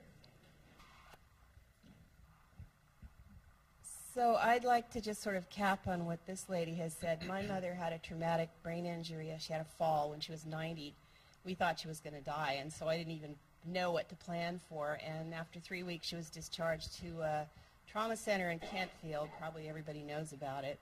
She had really good care there, and then she went to a nursing home, and then the care declined. But we spent every day driving to San Rafael from San Francisco. I did all 3 bridges for like 5 months. And mostly me, but my sister helped. And then I took her home, and the money ran out in the little cottage she had behind our house. And I had 24-hour-a-day caregivers. And every day, as soon as I came home from work, I was out there every night checking and everything. But, of course, if I didn't check, they do anything. I would come home a few times late. The caregiver would have the front door open because she'd had the heater blasting because my mom would go to sleep. And when I started getting up, the money was running out, I was getting pissed off at the caregiver agencies. I found what was supposed to be the best assisted living in San Francisco, and I was lucky my mom got to be up on the floor where most of the people were. But I found that the owner of the home, everything that the residents complained about, by the way, they referred to themselves as inmates, not residents. So they weren't as demented as he was running around saying. If they had complaints about the food, he didn't care. If they had complaints that, if I tried to bring issues to the owner, he didn't want to hear it. He'd say, they've all got dementia, Paula, they've all got dementia, and he'd whisper this. Well, they probably did have it at various, to various degrees, but a lot of them knew what was going on. They had a good activities manager, but she had very little budget. When I first came in, they were supposed to be taking bus trips once a month. Well, it turned out they had just a little bus, so they promised so much to get you in there. You know all that, I'm sure. And, but what I saw was, number one, they pass a lot off to dementia so that they don't have to, worry about them or try to pay more attention. And the other thing is, I think it's really about, and I think you alluded to this, stimulation. It's really, my mother, when she moved from the little cottage, and I wanted to get her in a social situation because she'd always been very social. She used to go to the Y at Stonestown 5 days a week for water aerobics until the day she fell going up to Laguna Honda, and when she was getting off the bus up there. But anyway, it's all about, I think it's really a lot of lack of stimulation. And what the question I'd like to ask is, at one point I was going to try to offer to bring somebody in to sing or to do something, but I was told because his was a for-profit assisted living, we couldn't do it. So, he would have to pay the people, and he wasn't going to pay them anything. He wouldn't pay anything for anybody extra to come in. So I would just see the people sit. I mean, the day revolved around getting up, And then they'd get maybe a little snack, and then they'd go to lunch, and then they'd go to dinner, breakfast, lunch, dinner, and then they'd hang around and watch TV. And the activities person tried to do as much as she could. But if you don't have stimulation, of course the people are going to fade. Yeah. So, that's something, is there any way of getting communities more involved, where more volunteers at least, could maybe, so many people had nobody visiting them. Oh, and these inmates, by the way, who supposedly all had dementia, used to say to me and my sister, your mom gets such good care, but it's because you guys are here every single day, for 5 years. So, no, she died 2 years ago in September. Well, I want to be respectful of the other speakers' time, so how are we doing there? We have, how many more speakers do we have? We have quite a few more. Yeah. Stephen, I think this Vince is next there, and then we can get to you up. I want to say there's a commonality in many of the speakers, is that behaviors are a form of communication, but that no matter what setting, it's easier to see the behaviors as a problem. Because when I first started doing this work, before I was an ombudsman up in Lake County, I worked in independent living with regional center clients. And I learned to do task analysis in independent living, and that the more individuals deviate from some quasi-norm in society, the more they have to prove to be normal than to be themselves. And I never forgot that kind of lesson, no matter what work I've been doing subsequently, is that individuals who have dementia, individuals who are autistic, they are not allowed to be themselves, but have to conform to some normative pattern by many professionals, teachers, even family members. And behaviors are an alternative form of communication. It's up to a nursing home, it's up to an assisted living facility, it's up to people living in the home to understand what the person is saying through those behaviors rather than to try to contain those behaviors. Even this morning's NPR story about prisoners in corrections who are mentally ill, the advocates are now talking about isolation and keeping people away who are mentally ill instead of listening to them. If there's any one common theme today, it's that victims of abuse must be listened to with respect no matter where they're living, and that to contain behaviors which may result from that abuse or may result from an institution. Just think about it. If you're demented, how weird it is to live with a bunch of people in a nursing home. Why do we assume that's normal? Of course, individuals with dementia who are shoved in an assisted living facility or a nursing home are not going to enjoy living together. That requires a whole bunch of adjustments that individuals like us would have a hard time learning, let alone people with dementia. So institutions are not any good. Assisted living are not any good because it forces people to live together through some disability, and it never becomes person-centered. Okay, thank you. The gentleman up front, we'll take a question from him, and then we want to move on to Adult Protective Services. Last question, it better be good. Yes. The question that I have is comes back to the question earlier, is that how I was in a nursing home, and it comes back to the rating systems. How do we get people in the staff in the nursing homes to accept that they have to be more tuned to people with disabilities like me who might temporarily or permanently live there. They have their little small bathroom, but they liked when Mom and my attendant were there because they didn't have to take care of me. They got used to me going to the public bathroom in their hall, but they don't really have disabled accessible facilities in the room itself. So that's a question we need to work on.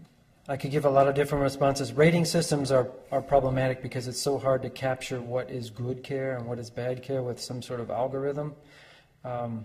But if you ask people in the know, like the ombudsman programs, for example, they can tell you what places are good and what places are bad. I think there's lots of reasons why we have generally poor care in nursing homes and why so many people, virtually everybody, wants to avoid a nursing home placement. But generally, it all comes down to, as it does in everything in life, priorities. And we as a society have just not prioritized long-term care in America. And it's totally expected. It's a vulnerable population, an often silent population, we're talking about abuse and neglect. Why? Because of the vulnerabilities. And those same vulnerabilities lead to lack of lobbying power in Washington and in Sacramento and all of those things. And that's why we have to do what we do, which is be loud and proud and advocate and push for better care and higher standards, and that we become priorities rather than just sort of secondary considerations. All right. Well, thank you, Tony. You're welcome. Thank you. Now we're going to hear from Paul Buchanan, who is a social worker with San Mateo Adult Protective Services.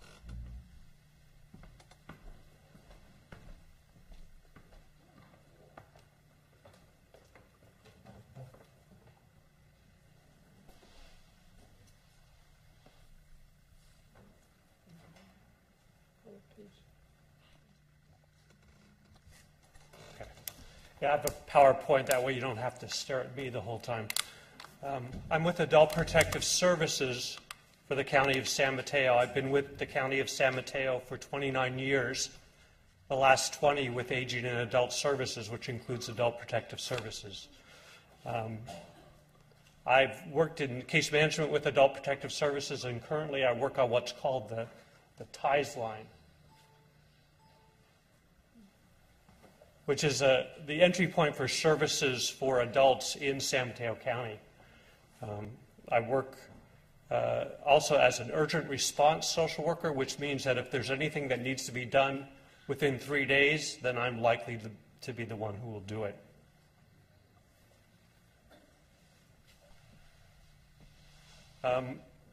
When a report comes to Adult Protective Services, it comes in usually 3 ways. Either by a phone call, in writing, either by an email or a letter, or people come to our office to make reports. The reports are confidential. We are forbidden by state law to reveal who makes the call to us in any circumstance. And the calls could be anonymous. We've had calls where even the name of the victim was anonymous, but we got an address. We will go out to that address and see if we can figure out who it is. So when the call comes to us, we also will do a lot of consultation with people. We encourage people to call, because the work we do is not black and white. It's very gray. And we encourage people to call and talk about the situations with us to determine what might be the best approach for that situation. These are among the activities that Adult Protective Services engages on. One of the first things we try to do is set up a safe place to do the initial assessment. We like to try to create a neutral setting for the victim to be able to talk as freely as possible about what's going on in their lives and around the specific allegations. I will meet people at their work sites, at their schools, but I've also met them in parks, in churches, in restaurants, at our office, kind of anywhere we can meet where they feel like they can freely talk about what's going on. That's really critical. Every report of physical or financial abuse with evidence is cross-reported to the police by Adult Protective Services. We also get cross-reports from the police. So you really have 2 avenues for making a report, either through Adult Protective Services or through local law enforcement. Oftentimes, if we think we're walking into a dangerous situation, we will invite the police to go with us. And most of the 23 different police forces in San Mateo County are very obliging about going with us into a situation. One of the first things we consider are options to protect assets and to protect the individual as well. One of the things we like to do, particularly in a physical abuse or a neglect situation, is determine what would be a safe plan for them if the situation started getting worse. So we look at, are there other places they can go? We work with collaterals to develop a safe plan. If it's a case manager working in GGRC, for example, we will talk about, are there other places that this individual can go while we conduct the investigation? Or do there have to be adjustments within the home setting to make the place safer? These are things we look at. We collaborate with collateral players, including the suspected abuser, because as I said, a lot of these situations are not black and white. And as it's been mentioned many times, punishment doesn't really solve the problem in a lot of situations. What there has to be, and you know, the suspected abuser has a point of view as well. And so it's important to consult and consider all the points of view in this thing to come up with a safe plan. We provide, generally Adult Protective Services will provide up to 3 months of intensive case management. Now, if the individual has a case manager already through a program, then we will simply work with that case manager. And if the case manager is addressing the issues that are leading to the abuse, then a lot of times Adult Protective Services will focus primarily on the abuse allegation itself. And in the back of our minds, in terms of responding to situations, we always are thinking of the need for conservatorship. Is that an option? Because in San Mateo County, the public guardian and Adult Protective Services operates under the same roof. So we do a lot of collaborating together. And we're always in the back of our mind, what else has to happen to make sure this person is ultimately safe in the situation they are? This subject of dependent adult is a very controversial sort of subject. It's very easy to define an elder in California. An elder is anybody over 65, according to the Welfare and Institutions Code. But the definition of a dependent adult is much more complicated. And as you can see, the Welfare and Institutions Code has a huge kind of definition of dependent adult. On a functional basis, what we look at is this individual, would this individual, if given the financial wherewithal, be able to live by themselves? Are they able to conduct their activities of daily living? Are they able to manage their money? Are they able to get to places on their own, whether it's public transportation or otherwise? So when we talk about the criteria for Adult Protective Services, we're talking about people over 65 and people between 18 and 64 who are dependent adults. They depend on another adult for an activity of daily living and their ability to live. Types of adult abuse that we're talking about. Physical abuse, which includes sexual abuse, chemical restraint, physical restraint. We've known of individuals who have had tethers tied on them to keep them from wandering too far. Also, over-medication is a form of physical abuse.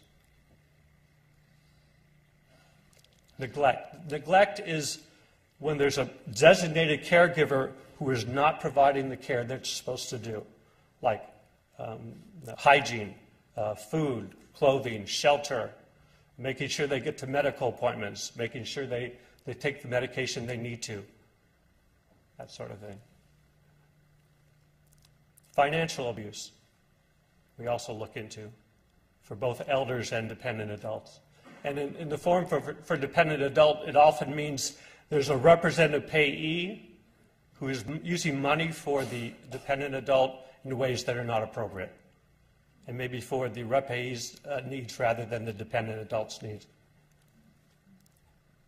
Abandonment, that's when an individual who relies on somebody to take care of them is abandoned, is left alone. Sometimes it's in a hospital, but we've also had individuals abandoned on street corners. Isolation is where A dependent adult is not allowed to have contact with the people they love and the people that they want to have contact with. They're kept from seeing people that the caregiver doesn't want them to see. Abduction is actually, by state law, is when an individual is taken out of the state and not allowed to return. Other treatment with resulting physical harm or pain or mental suffering. In the press, there's a lot of information and stories about physical abuse and financial abuse. They tend to get the most sort of romantic attention. But by far, the most common type of case that we run across for both elderly and dependent adults is self-neglect.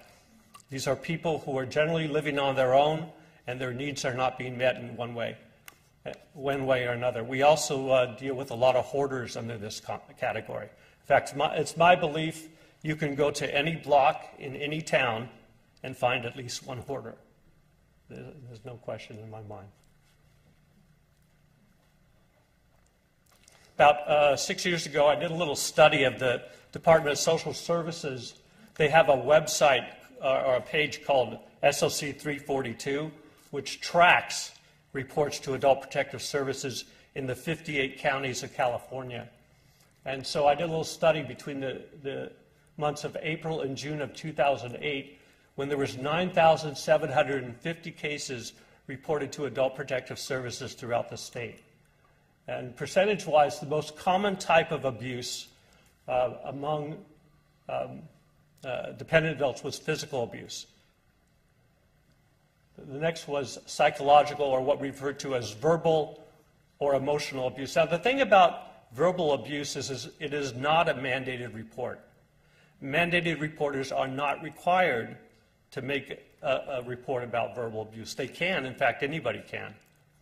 But it's not a mandated report, and frankly, a lot of law enforcement and district attorneys are not going to spend a lot of time prosecuting a verbal abuse report. So one of the things we have a discussion with people who make a report of verbal abuse is whether or not intervention by Adult Protective Services will make the situation worse. Because we cannot be there 24 hours a day, and we don't know what's going to happen if we suddenly show up one day in a home and you know, there's a confrontation with the abuser, but then we leave and we're not sure what's going to happen after that. So we like to be sort of judicious with our verbal abuse investigations. We like to make sure when the referent calls that this is something that the victim is on board with and that is willing to work on this situation.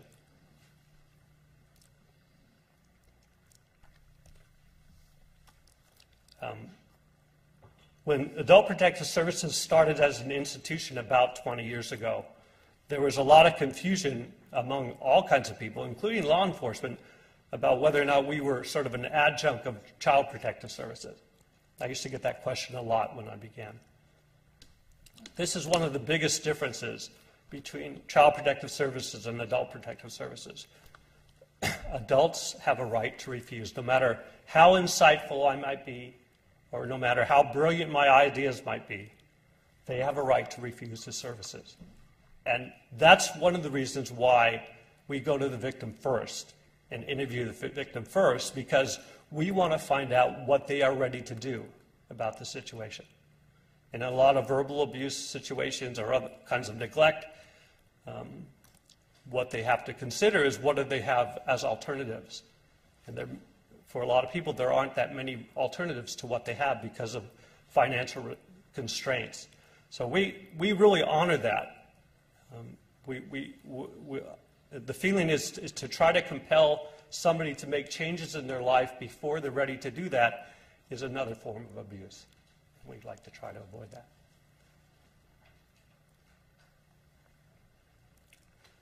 Now, I know there are a couple gentlemen from the Ombudsman here, maybe you can speak to this too, but there is a difference between Adult Protective Services and the Ombudsman in that the Adult Protective Services will investigate situations in private homes and in daycare centers. However, the Ombudsman will investigate the situations in skilled nursing facilities, residential care homes, assisted living, and intermediate facilities. And that's the number for the Ombudsman in San Mateo County. I don't know whether the gentlemen want to give out their number at some point. But if you called that number, they could refer you to the counties in the area as well. And we do actually a lot of collaboration with the Ombudsman because people often start in a skilled nursing facility or a residential care home, but they graduate home, and a lot of the same issues may pervade. So we do a lot of collaboration with the Ombudsman. I want to switch down to our number real quick. Oh, here it is. That's the number in San Mateo County for Adult Protective Services. 1-800-675-TIES, which is 8437. You could actually call that number if you're from another county, and we will direct you to the Adult Protective Services in that county. Any questions or comments? Paul, I have a question. When, when the reports are made at the state level, whether it's Department of Social Services or Department of Healthcare Services, besides keeping track of statistics, what do these agencies do? I mean, with the reports, in addition to just tabulating reports, what specific actions do they take in terms of corrective or what effects on the state legislator do these agencies have? There are committees that are made up of Adult Protective Services directors and program managers from all the counties that come together. There's a legislative advocacy committee that tries to work on various issues that affect Adult Protective Services. And they use a lot of statistics that are collected by the Department of Social Services to try to back up these advocacies. So there are committees that exist within Adult Protective Services on a statewide level that try to address some of these problems.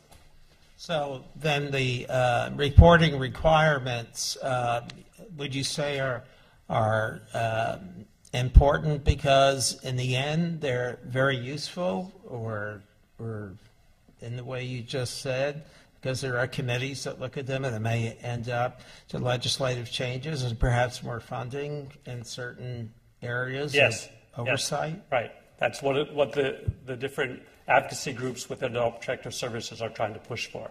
So, and clearly, if you work with government at all, if you don't have statistics, you're not going to go anywhere with any kind of advocacy. So they use that a lot. Other questions or comments? Yes. Yes, the lady in the very back.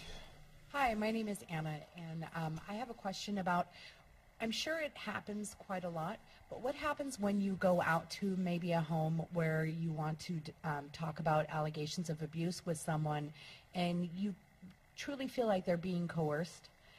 So I realize that you said that you do respect the agency of the person to make the decision of whether or not they're ready to make changes. But under circumstances like that, what is the policy? What do you do with that? Well, again, one of the first things we try to do is create a place where we can meet with the person away from the home, if we can, or away from any kind of coercion. Now, that's no guarantee that they're not going to feel coerced, because they know they're going to have to return to that home. But in certain circumstances, when there's a serious danger, we can also bring them into emergency shelter. We have ways of taking people out of the home, if they agree to it, and putting them somewhere else where they'll feel safe until we can find some sort of solution for the situation. So we do whatever we can to try to avert that coercion that they're feeling at home. I'm sorry, just to kind of piggyback on that. So when you said emergency shelter, are we talking like nursing facilities, or are we talking like a shelter, like a domestic violence shelter? It could be a domestic violence shelter. It could be a motel. It could be, we have a facility in Millbrae that we can use as a residential care home on an emergency basis. We contract with other residential care homes where we can have people stay at least temporarily until another solution is. So there are various things we can do to try to protect them and to get them out of that coercive environment. You're welcome. I think for time's sake, we're questions, because we still have 3 speakers to get to, so thank you, Paul.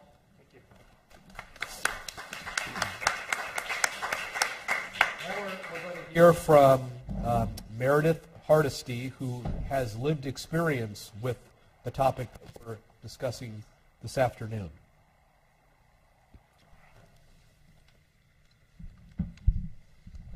Hello. So I'm obviously towards the end. So I want to speak on more of staff and facilities using authority figures as a shield. So I've had experience with authority figures being aggressive, where I feel like the staff didn't want to deal with me, so they would put the police involved in enforcing themselves into a situation, and I felt like it would just get worse. And using aggressive force and making the situation worse. And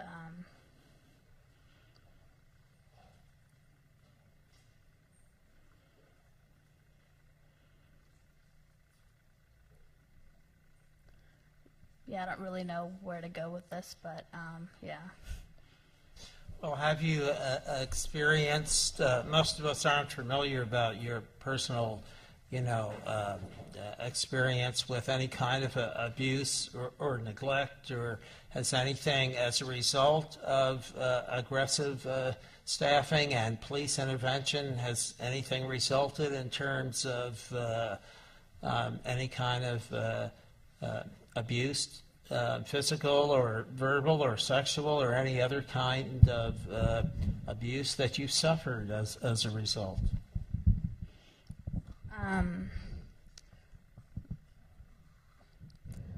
Well, back in the day, I would have issues with being violent towards males, and they would use the sheriffs in riot gear to come in and force themselves in to medicate.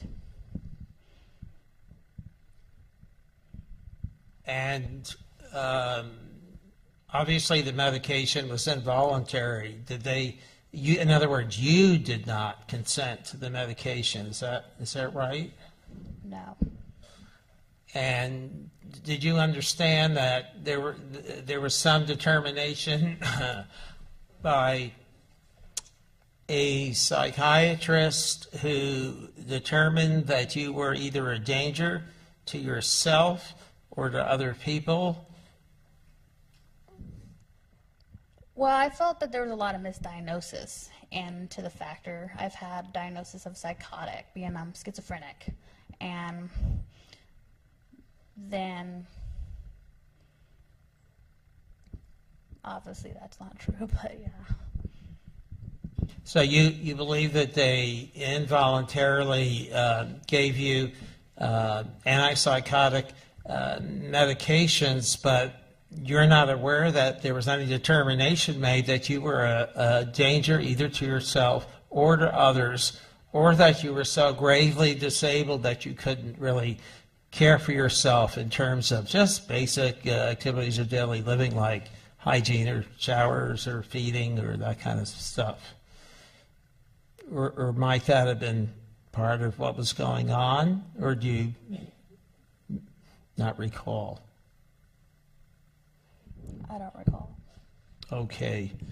Let me say the issue of involuntary medication has been a long thought issue. There was no court guidance back in the late 70s and early 80s when someone was in the psych ward. Years ago, I used to work for OCR at Health and Human Services, and I remember being at Highland Hospital interviewing the head of the psych department there about that very issue. And it was just very unclear what rights they had. Since then, of course, there's been court opinions Apparently, in most jurisdictions, there is a right to reject involuntary medications unless a determination is made that an individual is a danger to themselves or others and only used to that extent. The issue with that is some facilities, they would instigate you with, like, let's say you have issues with males.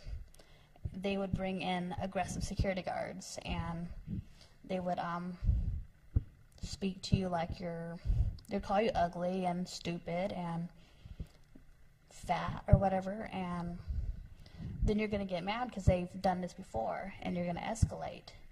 So they were the very people who may have caused the problem to begin with, is what you're saying. And that issue, we talked about this here briefly before in psych emergency. They're not permitted sometimes even to call family relatives, but that it's an analogy. It's not your situation, but the rationale for not calling and letting in, well, maybe it's, I don't know about the person's physician, not letting them in, but that person, like a sibling or someone, may be the very person that is the reason that person is in psych emergency. So there's really different ways to look at some of those rules in terms of respecting privacy and if someone doesn't give consent. I mean, there's all kinds of positions around those discussions, which in some ways are similar to what you're saying. I mean, the very people they bring into, I guess in the name of helping and protecting you, are the people who are exacerbating the situation. Those aggressive sheriffs and others they brought in. It is an interesting phenomenon that goes on in the mental health and in psych emergency and in other situations about calling, let's just call the immediate family, and that, again, it's not unusual for someone in that immediate family to be the reason why the person's there to begin with. So it does take, there are different sides to that issue. Okay, thank you very much. I just wanted to ask, is there anything that you think would have helped that situation, looking back, that would have made the situation better for you? Not bringing in the security and riot gear and forcing their way in with a riot shield. Mm-hmm. Thank you for sharing your experiences. How common of an experience do you think this is? Do you think it happens a lot more often than you think? I would say yes.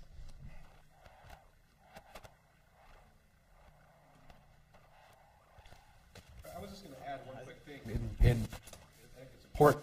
Dr. Kripke earlier and also Dr. Leventhal were talking about behavior form is a means of communication. And Meredith, I know in speaking with you, you had an experience where you communicated that something had occurred and were not believed, which is something else that is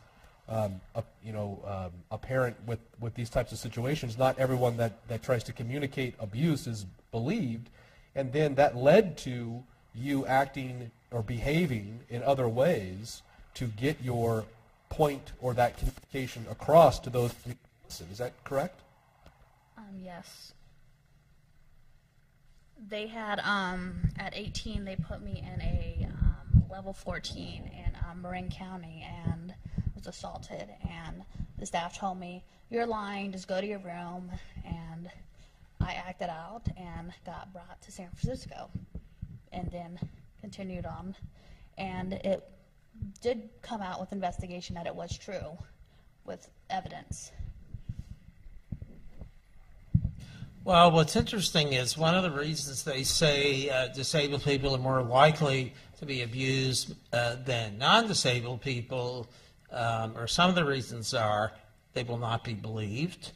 They will not be able to communicate in sufficient detail to, at least from an evidentiary point of view, to be a witness against the perpetrator. I mean, these are general principles to try to explain why are developmentally and mentally, et cetera, individuals 3 times as likely to be abused than non-disabled people. And that, what you said, seems to be an example of one of the rationales that is generally accepted. I don't know which studies that's based on, but certainly when you read about the reasons for more abuse against a disabled individual than a non-disabled. So thanks for sharing that. Todd? Okay, so now we're going to hear from Stephen Bruce, who's going to talk about thank you. financial abuse. Well, what I'm going to talk about is representative payees, especially with regard to the Social Security Administration and some ethical rules about the payee's responsibility to keep a segregated account. Now, Social Security beneficiaries, these are people who are found disabled and at times are required to have a representative payee. In other words, their monthly beneficiary check will go to the payee, who will pay rent, utilities, and other things, and parse out the rest of the check to the SSI and or SSDI beneficiary. And I looked over the weekend at the regulations, and they're about 10 times as long and much more convoluted than they used to be. But I think the bottom line still exists. A determination if someone is too incapacitated to manage funds is a medical determination. Although Social Security basically took that out and they used the phrase substantial harm to the beneficiary, and Social Security has a lot of discretion, and then they have 20 pages of regulations of all sorts of bureaucratic stuff. But there's the individual payee, which could be anyone 18 or older with no record of a felony. Other factors may make it easier. A family member, someone geographically close to the Social Security beneficiary, are more likely to become a payee. The payee has to sign lots of forms recognizing that they have responsibilities and that they may have liability. There are institutional payees, which are defined as either nonprofits, 501(c)(3)s, they could be lawyers, they could be places that are affording treatment or where the individual, the Social Security beneficiary, is residing. And in order for them to get paid, and unlike individual beneficiaries, they can get paid, instead of just capping at $50 per month per beneficiary, they have to submit what's called a fee petition for representative payee. Not every month, but for each one, so long as there's at least 15 beneficiaries for whom they are getting the monthly Social Security checks for. Now, the accounts always have to be segregated. I mean, there are sort of strict rules on that, and they make sense. They shouldn't commingle money and just mix it up with general funds. So it's absolutely required that these accounts be segregated. A lawyer could do it, I mean, if they're really into that business. I know I'm asked to do it, but we just can't do everything at People with Disabilities Foundation. I mean, we need a lot of bookkeepers, certainly. But issues come up. First of all, a lot of people don't want a payee, and that's very, very common. We get people coming in all the time, how do I get rid of the payee? I don't want the payee. And there's a combination of factors to answer that question. Now that Social Security has made it more complicated. And the best way to do it, in general, what I advise people is, it is a medical decision. You're either too incapacitated. Social Security says physically or mentally, and I'm never sure what they mean by physically, but it is in the newer version of the regulations. Incapacitated, so physically incapacitated. I'm not going to guess what that means, but that's what it says, physically or mentally. So the best letter to get on this is from a psychiatrist or a clinical psychologist, certifying that they've known the patient for ever long, or are the treating source for the patient, and that the person is indeed able to manage his or her funds. Now, when you get into addictions, whether it be drugs or alcohol, it could be gambling and smoking and other things. Then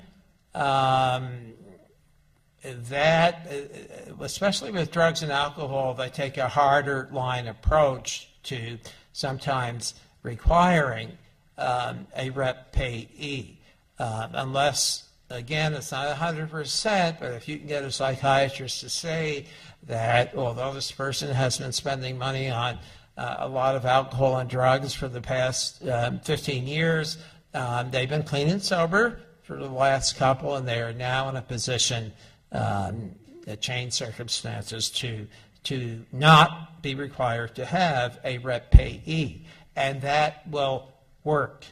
There are people who switch back and forth. I mean, in the beginning, when they're first put on benefits, the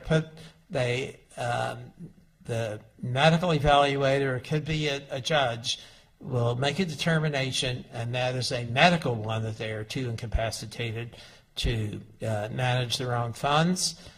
And it's not unusual for, and I usually tell them, well, don't fight it now. Get your retroactive. Get the check started, and then go into the Social Security office. Of course, there's going to be a form for that. There's a form for everything.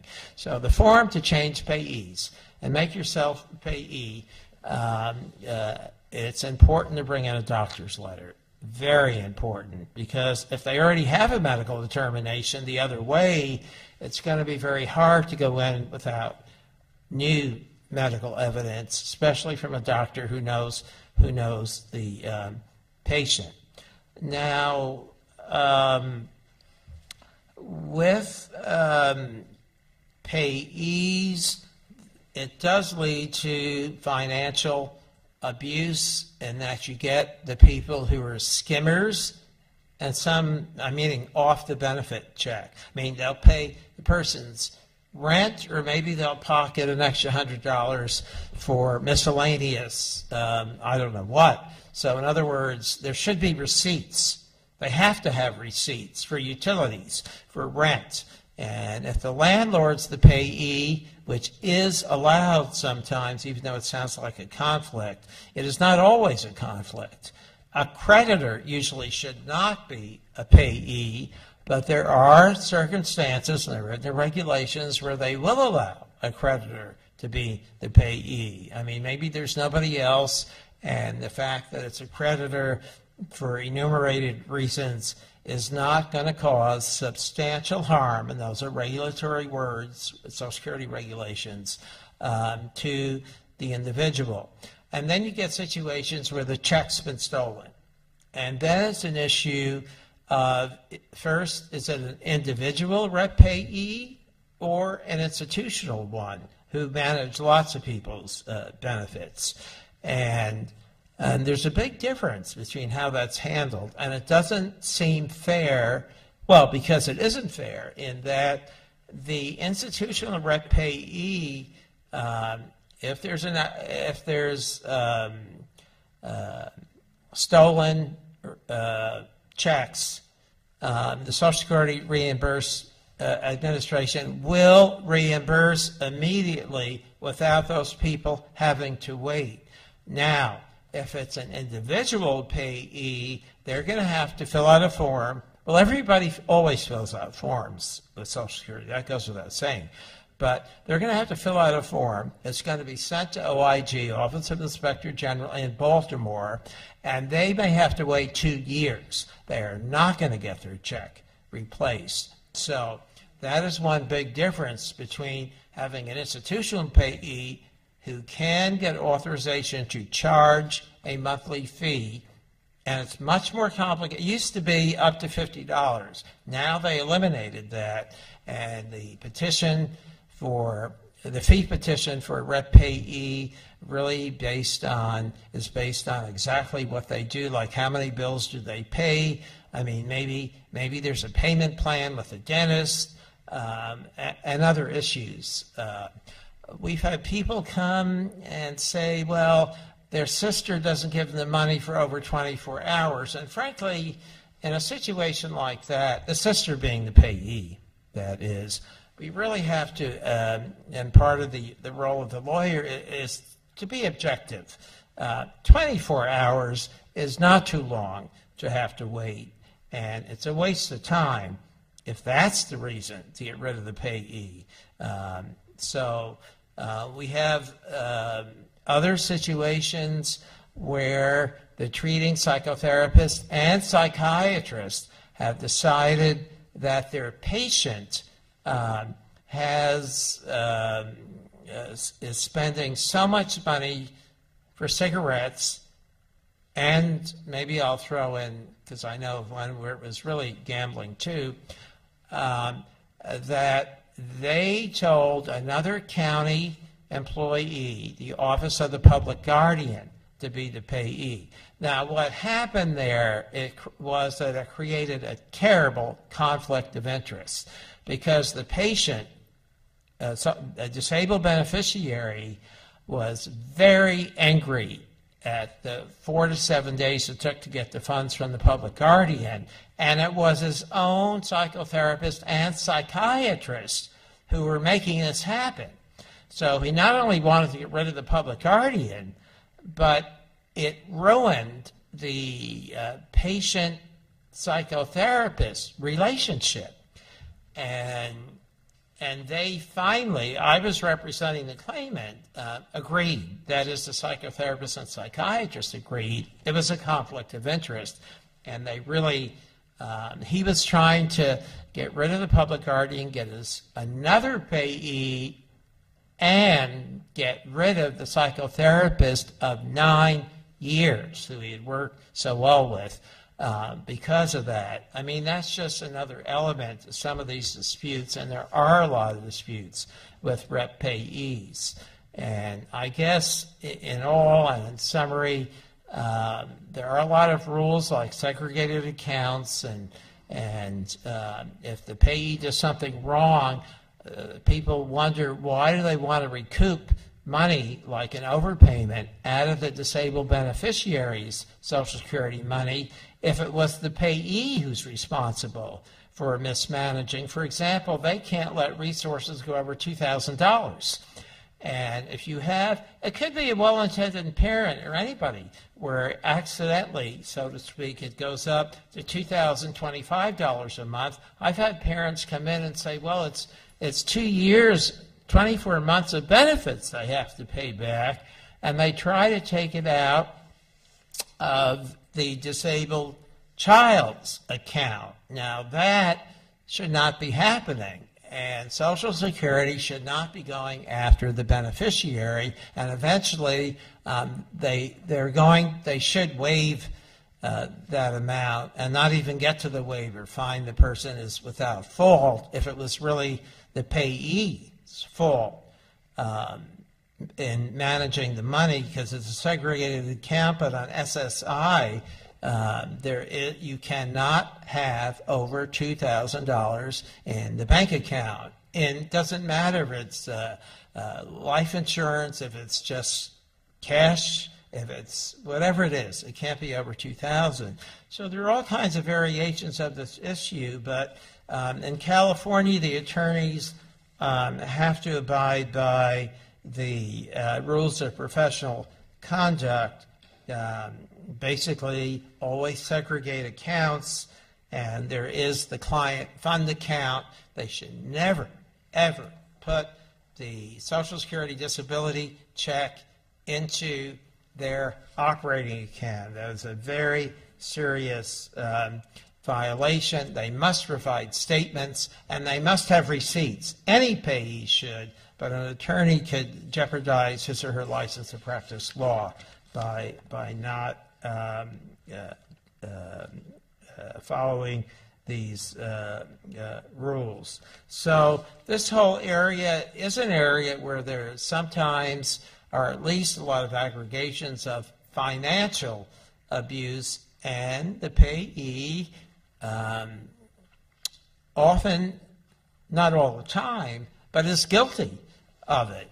I mean, you hear stories where maybe the rent's always been $200, and they decide you're going to take $400 because they're maybe using something else in the house or eating more food, or they come up with some reason why they're going to take more and more of the check, or sometimes the whole check, and not leave much spending money for the person on either SSI and or SSDI, the non-poverty program. Does anyone have any questions?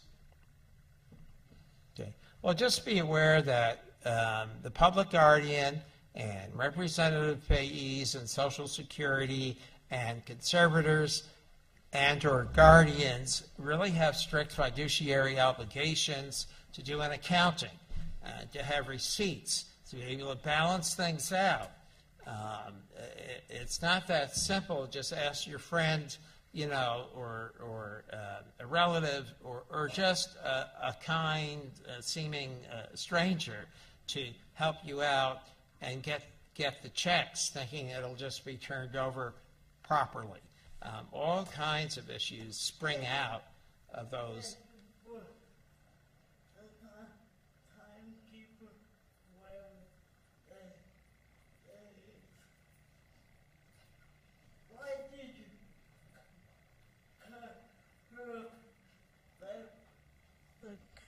Lady who was speaking earlier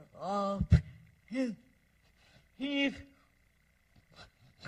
rambling on about SSI and nobody's cutting him off. If there's a time restraint, then you'll be cutting him off. So the last speaker can speak. That's all I'm saying. I'm not sure I understand the question. You spoke to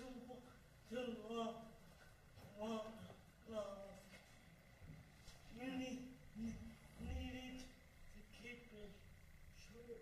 If we wanted to cut the young lady off who was speaking about her life, we should cut you off to make it more equally.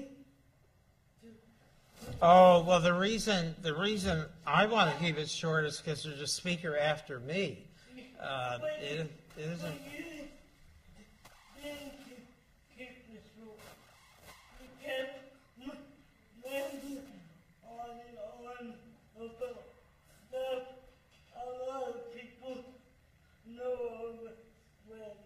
And frankly, I was more interested in knowing about the young lady's story. No offense.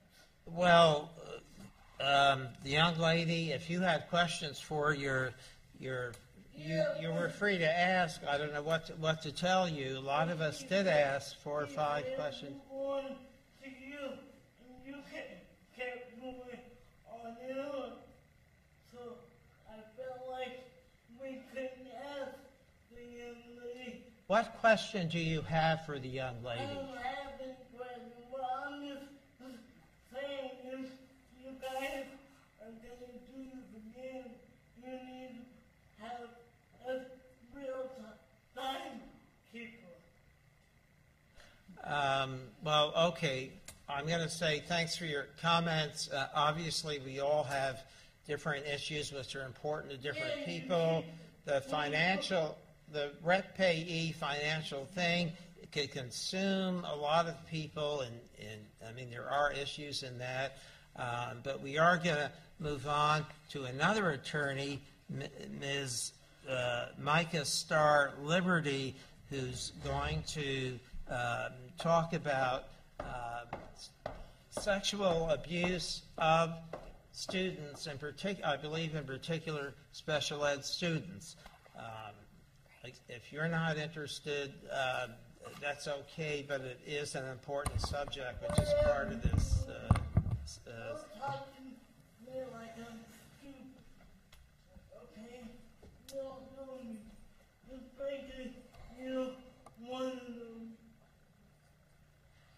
Okay, if you say so. Okay.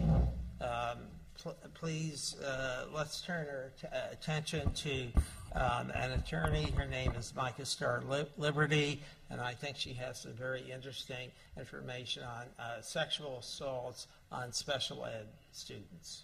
Good afternoon, everyone. I'm Micah Starr Liberty. I'm a civil attorney, and I practice law all over the state of California. I do financial abuse cases, I do physical abuse cases, and sadly, I do a lot more sexual abuse cases than I would like to see come through our office doors. Today, I'm going to focus on what happens when special education students are sexually assaulted on campus. And I want to, before I get into it, take a step back and say, a lot of times when we bring when we have special education on special education sex abuse cases, the focus is on who had the legal duty to protect both of these students. And the answer is the school district. So common law, for those non-lawyers out there, is court-created law. And for almost 45 years in the state of California, it has been the law that school districts have the duty to supervise students while they're on school grounds. This is a non-delegable duty, meaning they can't pass the buck. It's no one else's responsibility to make sure these students, particularly special education students, have appropriate supervision. There's also a duty to protect the students. And why is that? We send our kids to school and we assume they're going to be safe while they're on campus, right? So it was 1986 when the courts first said, yes, there's a non-delegable duty because of the special relationship, that trust that we have for our school districts when we send our kids to school. That's why the focus is on the school. There are also statutory duties. So statutes are laws created by the legislature, right? So it's part of a deliberative process. There are committee hearings. There are folks who go up and lobby one way or another, and they hammer. The California Code of Regulations says that principals have the necessary power to make sure that folks are protected and supervised. Now, this slide violates my rule on PowerPoints because there's just way too many words on here. It's hard to read. But I wanted you all to have that. I'm happy to email anyone this PowerPoint. Not because I think it's great, but because it's got the language that you would need if you're trying to evaluate a situation against a governmental entity. So these are the two statutes that give you the hook that will allow you to sue a governmental entity. Folks have heard of negligence, right? Everybody at a school district, you know or should have known that what you're doing harmed in any way. You can't bring a claim for general negligence against any sort of California Constitution. Also comes from the Magna Carta. You can't sue the king, right? We stole most of our law from the English. You know, still kind of walk through our days the right to be free from certain things, and our students have that same right too. And this is one of the few statutes or constitutions where we see protection for young people, right? Children don't have a lot of rights always, but we've got this in our California Constitution, which I think is a good thing and fantastic. Now, so we've covered the duties, right, what the school districts are required to do. These are examples from cases I have in my office right now of special education, on special education, sex abuse cases. Every single day I see situations where students who've been abused are denied medical attention. They're Police are not called in right away. Investigations are done in such an inept manner because there's no training on how to do them, that very necessary evidence is destroyed, statements are lost, folks who, witnesses are not, their information is not recorded down, and you see these things over and over and over again. And the one that I really want to kind of talk about, because I've seen this too many times, is the failure to make sure that every area on campus is able to be supervised.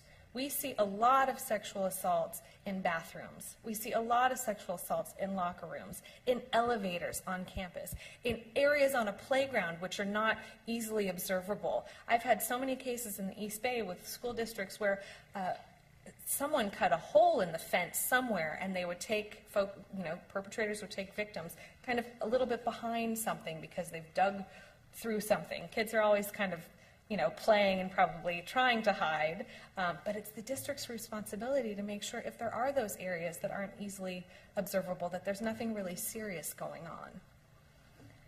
So the other area I want to talk about really quickly that I see in every single case is a failure to train people who are required to supervise.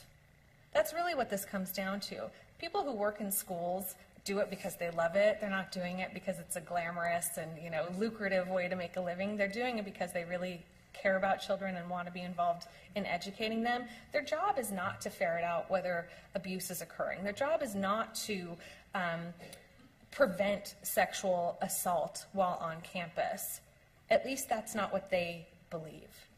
But it's the district's job to ensure that they're trained so they can identify it when it happens, and they can react to it when it happens safely and appropriately. Because what we see time and time again is two special education students, one victimizes the other, and they get put back into the same classroom for the rest of the day. How traumatizing is that, to be put back in the classroom with your abuser? Because they just don't know, they don't know. That's really what it comes down to. They just don't know what their obligations are. I have to say that every single case that I have, I ask in deposition or at trial, and I have someone on the stand, I ask them if they're a mandatory reporter, and they all say yes. And then I ask them to explain to me what that means, and 9 out of 10 can't. They don't really understand what that truly means. And their impression is, once someone else knows, I'm good. I don't have anything else that I need to do because the principal knows or the teacher knows, but that's not really what their obligation is. So the problems that we just had that laundry list of failures, unfortunate failures, but they really come from a couple of root problems. One is policies are not drafted appropriately, they're not drafted properly, they don't always comport with the state of the law. And even when we do see good policies, which is in some cases, we see folks who are not trained on what those policies are. Well, yes, the certified people have that, or the administrators have that kind of a policy. Or I hear all the time, well, we train supervisors on sexual harassment. Well, that's not really what we're talking about. Peer-on-peer sexual harassment is very, very different than student-on-student abuse. And they just don't get the difference. And then the other area that I see a lot is kind of a failure to, for the folks to identify their own biases, right? I hear all the time, children will experiment.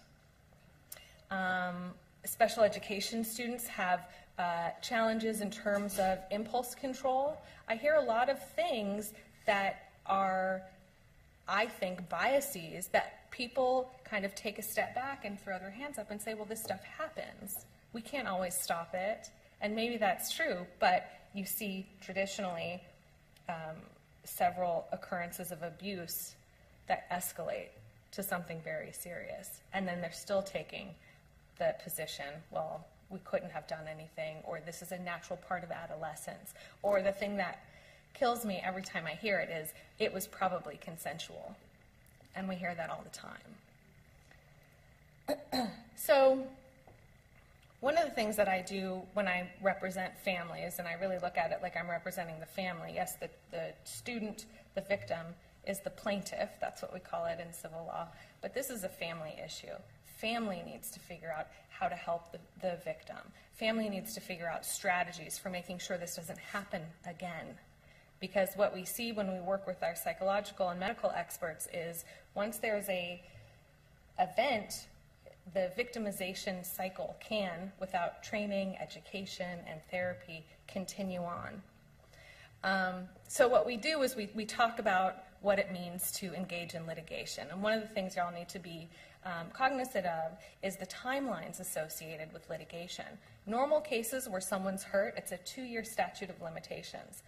A statute of limitations is a hard and fast deadline, meaning you miss this, you can't bring a claim. But when you're suing a governmental entity, it's 6 months. 6 months to bring a claim against the entity. They have the opportunity to say, oh yes, we're so sorry, let us enter a negotiation and pay you. I've been doing this a long time. I've never had a governmental entity offer to write a check. So what they do is deny it, and then you've got another 6 months before you have to bring that lawsuit. So if you're unwary about the timelines, or you go to a lawyer who's not used to suing governmental entities, you could be in trouble, and your rights will be forever waived. There's really not much you can do. The other thing we like to do is analyze culpable parties. Who's responsible? And like I said in the beginning, our office rarely brings the perpetrator in. If we have an adult teacher with a student, sometimes we do. But again, usually the focus is on the systemic failings that led to this happening, because that's where the power is. These are, we pay our taxes to ensure that these governmental entities are following the law and protecting the people that are there. So that's our focus, on having them change their policies and procedures so this doesn't happen again the next time. And then the other thing we do is analyze the damages. And this is tricky, particularly when we have special needs students who have impairments, may not be able to articulate exactly what the sexual abuse, how it impacted them because of whatever else is going on. And that's something I have to say shamefully that the defendants try to take advantage of. I've had lawyers say to me, your kid can't really talk about how this harmed them. So did it? How do you put a dollar amount on that? They can't even explain. They're still friends with their perpetrator. How can you ask us to pay money to compensate them? And it's a challenge. We have to rely on experts. And of course, we all know, of course they were harmed. Of course they were harmed. Just because they don't have the language to explain it, of course they were harmed.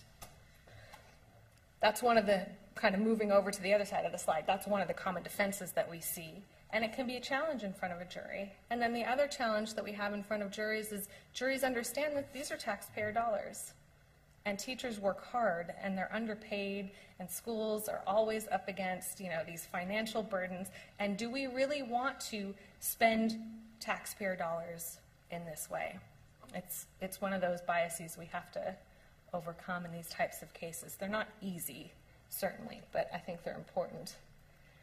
So I kind of rushed through this because I wanted to be mindful of everyone's time. I'm happy to answer any questions that anyone may have. Yes, ma'am. My website? Yes. libertylaw.com. You're welcome. So we're mostly talking about student-on-student perpetration of sexual assault, sexual violence. Is that right? We do all kinds of cases. This particular topic is so nuanced that it was interesting to me. That's why I'm kind of focusing on special ed. Yeah, okay. And are there usually ever any criminal charges that are brought against someone who may be a student also who is sexually assaulting their classmate? Yeah, it depends on the facts. I just resolved a case a couple of weeks ago where the perpetrator was on probation for sexually assaulting a 10-year-old at the time that he raped one of his classmates. He was 18 at the time because, I think you can go until 22 when you're a special ed student. So he was an adult, and the victim was under the age of 14. So the DA did get involved in that, and that perpetrator, who he did not sue, I think did 2 years in Santa Rita, and he now has his special education teachings at home, and the district is paying for counseling for the perpetrator to kind of help him work through these issues. It's very sticky, right, because this is someone who he was abused himself in Mexico before he immigrated here. He acted out a pattern that was familiar. He had a criminal history. The school didn't react to that, and then it happened again. So sometimes it does. The other thing I want to mention just quickly, because it just popped into my head, this is something that I find a little frustrating. What the schools tend to do is focus on discipline.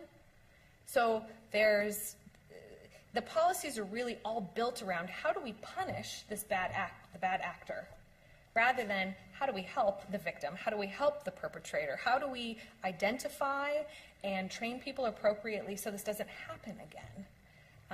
So it's a real punitive structure. And so when they're special education students who are the perps, they have to go through what's called a manifestation determination hearing before they can be disciplined. And what I've seen more often than not is when they go through the manifestation determination, because the district doesn't really want to get involved, even though there are psychologists and psychiatrists and therapists and the special ed teachers involved in this determination, usually what they do is kind of throw their hands up and say, yes, it was a manifestation of the autism or whatever it is. Which, I think that it would be nice to see more of a holistic approach rather than focus on discipline. And they kind of punt, to be totally candid, when it comes to this manifestation determination. Yes, sir? You need to, does the perpetrator have to go through the criminal law process first for you to have a successful civil case against? No. It's not that it's apples and oranges, but the perpetrator's conduct is relevant to the extent that it happened. So it happened, and then we say it's the district's responsibility to have prevented it. If they were protecting the student, it wouldn't have happened. If they were supervising the perpetrator, it wouldn't have happened. And in civil law, and this might be a little too wonky and technical, but we would actually have to trail a criminal case. So sometimes the criminal piece can get in the way of a civil matter, but we deal with it. Yes, ma'am. Although my daughter's only 7, she went through a similar thing in kindergarten, where there was another child actually sexually abusing and grabbing her, and they did bring in the psychologist, and she's in counseling now. But you did answer a lot of questions for me that I'm going to be aware of, and I didn't know that 6 months law, and I can see how aggressive they were to make me please within that 6 months. But I'm going to be very aware of what you're saying today for when she goes back to school, because they did keep her in the same class with that child. Mm-hmm. And my daughter still struggles with this little boy, and they're little. So right. Thank you for the information. You're welcome. It's really a challenge. I'll just add, I have a case right now where a young girl who was 7 at the time was pinned down by 3 boys. So 2 held her down, and then they took turns sexually assaulting her. And she couldn't process it because of her age. And so now what we're starting to see, the statute of limitations is a real bear, because it takes a while for this trauma to manifest, particularly when you're talking about folks with special needs or someone so young. But the key really is finding a good therapist and helping her work through the loss of power, or the sense of loss of power.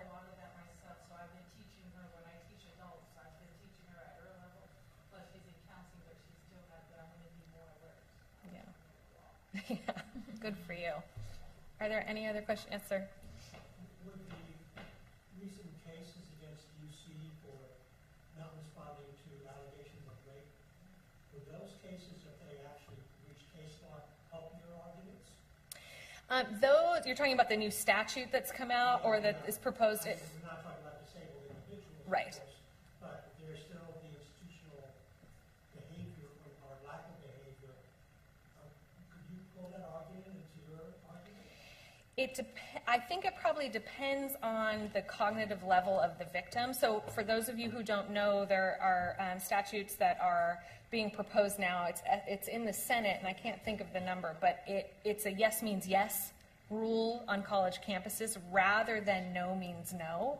So what the proposal is now, you need to get an affirmative yes before you have sex with someone. So I think the issue would be, when you're talking about minors, the reality is the law says they can't consent. They can't legally consent. So I don't know, but there might be some way eventually down the road. It'll be interesting to see how the case law kind of plays out. Okay, I'm being given the hook, but it was a real honor. Thank you all so much. Thank you, Micah. I'm sorry. Just the facility has to close, so we're late in leaving, and we're keeping them. So I really wanted to thank everybody for coming today. I really want to thank you for attending. I want to thank the speakers who worked so hard, the facility. I just want to thank everyone for working towards this. And if you have any questions or comments about the seminar, please contact us at People with Disabilities Foundation at 415-931-3070, or you can send us an email at info@pwdf.com, .org. Sorry. Thank you. Thank you. Thank you. Thank you. Thank you.